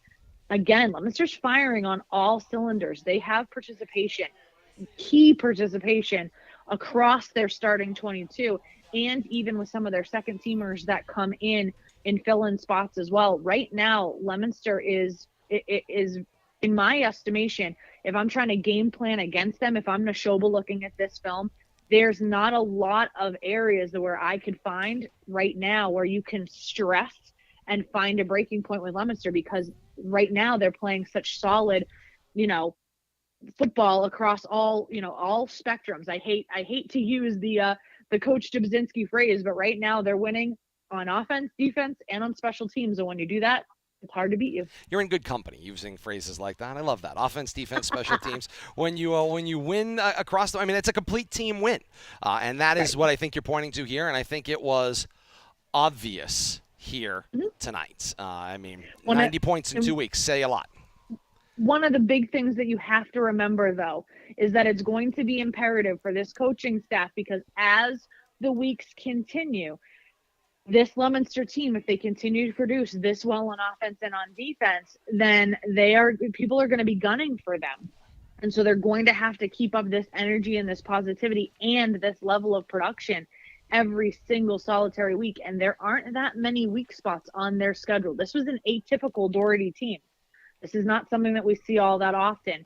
It's going to be interesting to see how they perform against Neshoba next week. I know that we had the final out there in Neshoba in a low-scoring affair, but Longmeadow is usually a pretty good football team. Always, yes. And so I think you're going to have a big test in Neshoba, and then as you go down that entire schedule, there aren't a lot of weak spots right now. And so it's going to be imperative for Coach Gates, and this is not easy to do when you have student athletes, especially male student athletes, that once they kind of, they get that feeling like they're in the groove, they feel a little bit unstoppable, and you don't want to get yourself into this position where you hit a trap game or you start losing games, because in the football season, you don't have any time to recover. You have to come out of the gate hot, and you have to stay hot for the first 8 weeks of the season if you really want to make an impact and put yourself in an impeccable position in the postseason. And Kate Neshoba is going to try to do something that Fitchburg and Doherty did not try offensively, and that is they're going to try to pound the football. That is Neshoba football, tried and true, is 3 running backs, wing T type formations, pound the football. And Leominster's defense has not been tested that way yet. They've been facing spread offenses to this point. So this will be a different type of physical test. Obviously, judging on a 2-game sample size, the defense certainly seems up to the task, or capable of being up to the task. But who churns up next week is the great question on that one. All right, Kate, thank you so much. Great job tonight back at HQ. It's time for Mr. P's 3 B's. That's Patrick's bottle, book, and bed, which are the 3 things that are heading in his general direction. I'll see you all in just a little bit. Now I'm really on the clock. Have a great night, guys. Good night. Bill Thomas back up here. Great job tonight, you. Innovation tonight, and a little opportunity to mess around a little technology. Hey, we're about 90% of the way there. I had fun with it. I don't know how the interview sounded with the coach. I was standing there, but trying to catch it on the backside of YouTube. A little delay there, but a lot of ambient noise on the field. To be expected, a big win. Sure. Everybody was happy. The band couldn't wait to get back out on the field. So all things considered, yeah, playing with some new technology.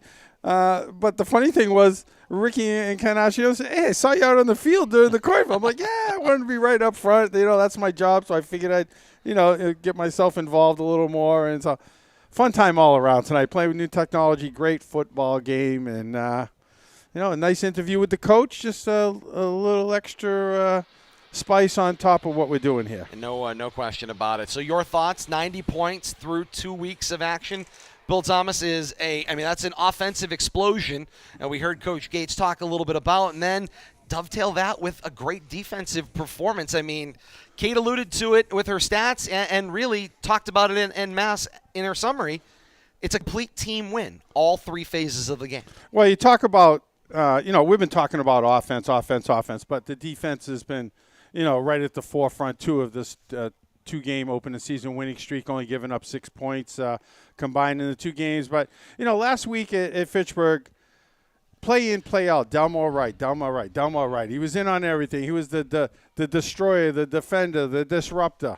I think I called his number once tonight. Not that he wasn't involved. No. He was, doing his job silently. But who we calling tonight all night? Logan Ossie, Gio Roman, Josh Cormier, all seniors. We didn't talk about them a lot last week. Nope. Because somebody else stepped up a little more to the forefront. Not that they weren't involved last week. I'm sure they were. But to see somebody different, not just the same defender who's in the backfield all the time. The one guy who can make that one-on-one tackle.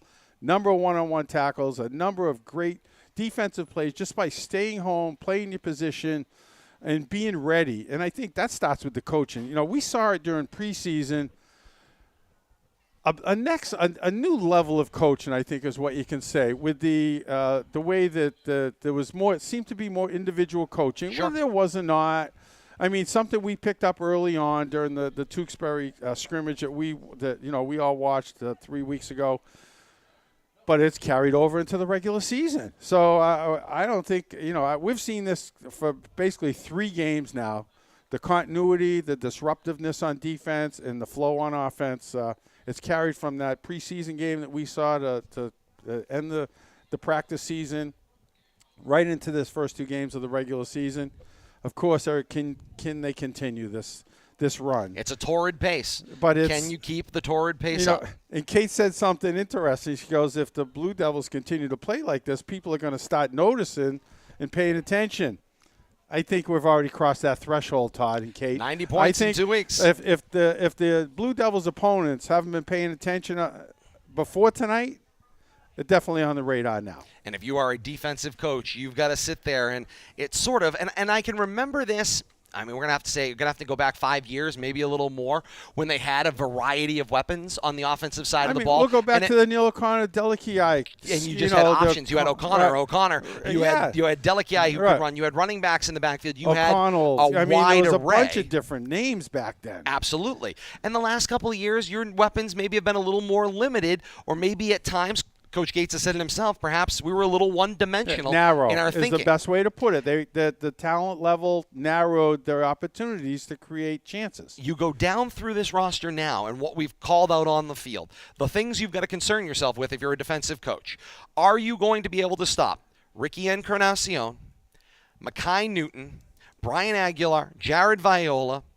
Then you throw in Caden Drinkwater and Osiris Lopez, who are freshman standouts at this point.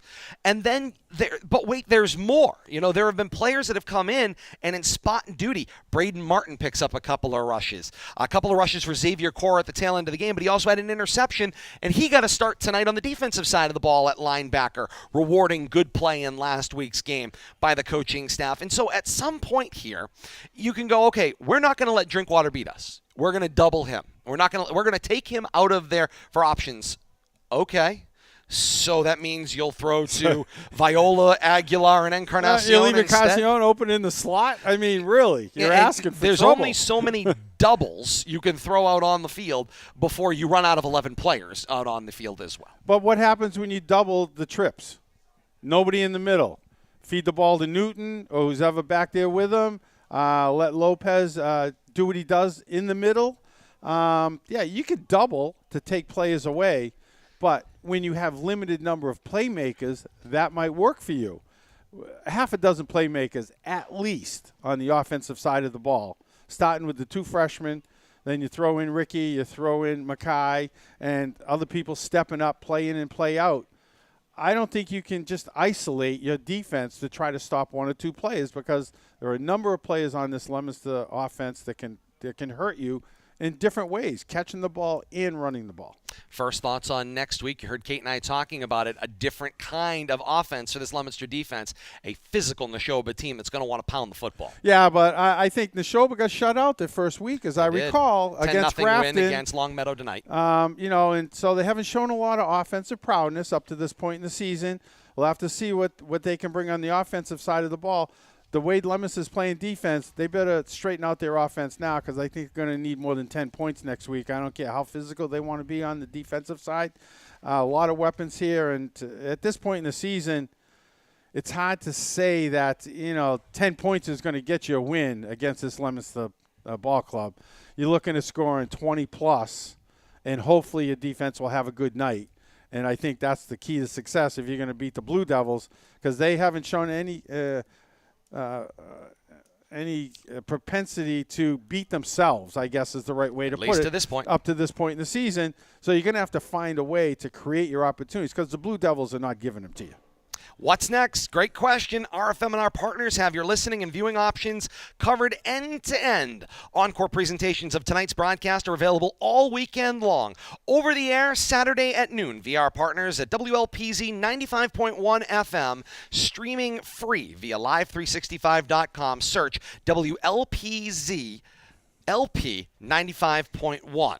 That's tomorrow at noon, 95.1 FM, WLPZ and WLPZ.org. Sunday's encore presentation also available at noon, streaming via Tucka56radio.com on Live 365. Search Tucka56 Radio. That's TUCKA 56 Radio for a complete end-to-end game replay of tonight's broadcast. Leominster TV has got game replays throughout the week. And then, of course, we open up the new week with Coach's Corner with Devin Gates. And an all-new episode comes your way on Monday on these same RFM platforms, YouTube, Facebook Live, and Twitch. Also, Wednesdays at 8 p.m., Tucka56 Radio. And on WLPZ, Thursdays at 5 p.m., you check your local listings for the Coach's Corner as well. Next broadcast comes your way next Friday night, September the 23rd. It's a 7 o'clock kickoff right back here at Doyle Field. Neshoba 1-1 comes into play, the 2-0 Blue Devils. Countdown to kickoff right here on YouTube, Facebook Live, and Twitch begins at 6 o'clock for your ride to the field. Leominster TV joins us in coverage at 6:30 for the remainder of the countdown to kickoff, and then with us for the live play-by-play beginning at 7 p.m. And then, of course, you're with us post-game here. And the final post-game scoreboard you heard from Kate just a few moments ago. All that comes your way next week on Friday night, September the 23rd at 7 o'clock, Neshoba and Leominster right here on RFM Audio. We thank you so very much for joining us here tonight. Once again, the final score, Leominster a decisive 42-0 victory over Doherty on home field. Blue Devils improved to 2-0. Highlanders fall to 0-2. For Bill Thomas and Kate Robbins, Doug Meyer, Louise Meyer, Patrick Robbins, and the rest of the RFM family, we say thank you so very much for joining us here tonight. And until next Friday or Monday on the Coach's Corner, I am Todd Robbins saying thank you so very much for joining us. And until next week, so long, everybody. Tradition, legacy, history.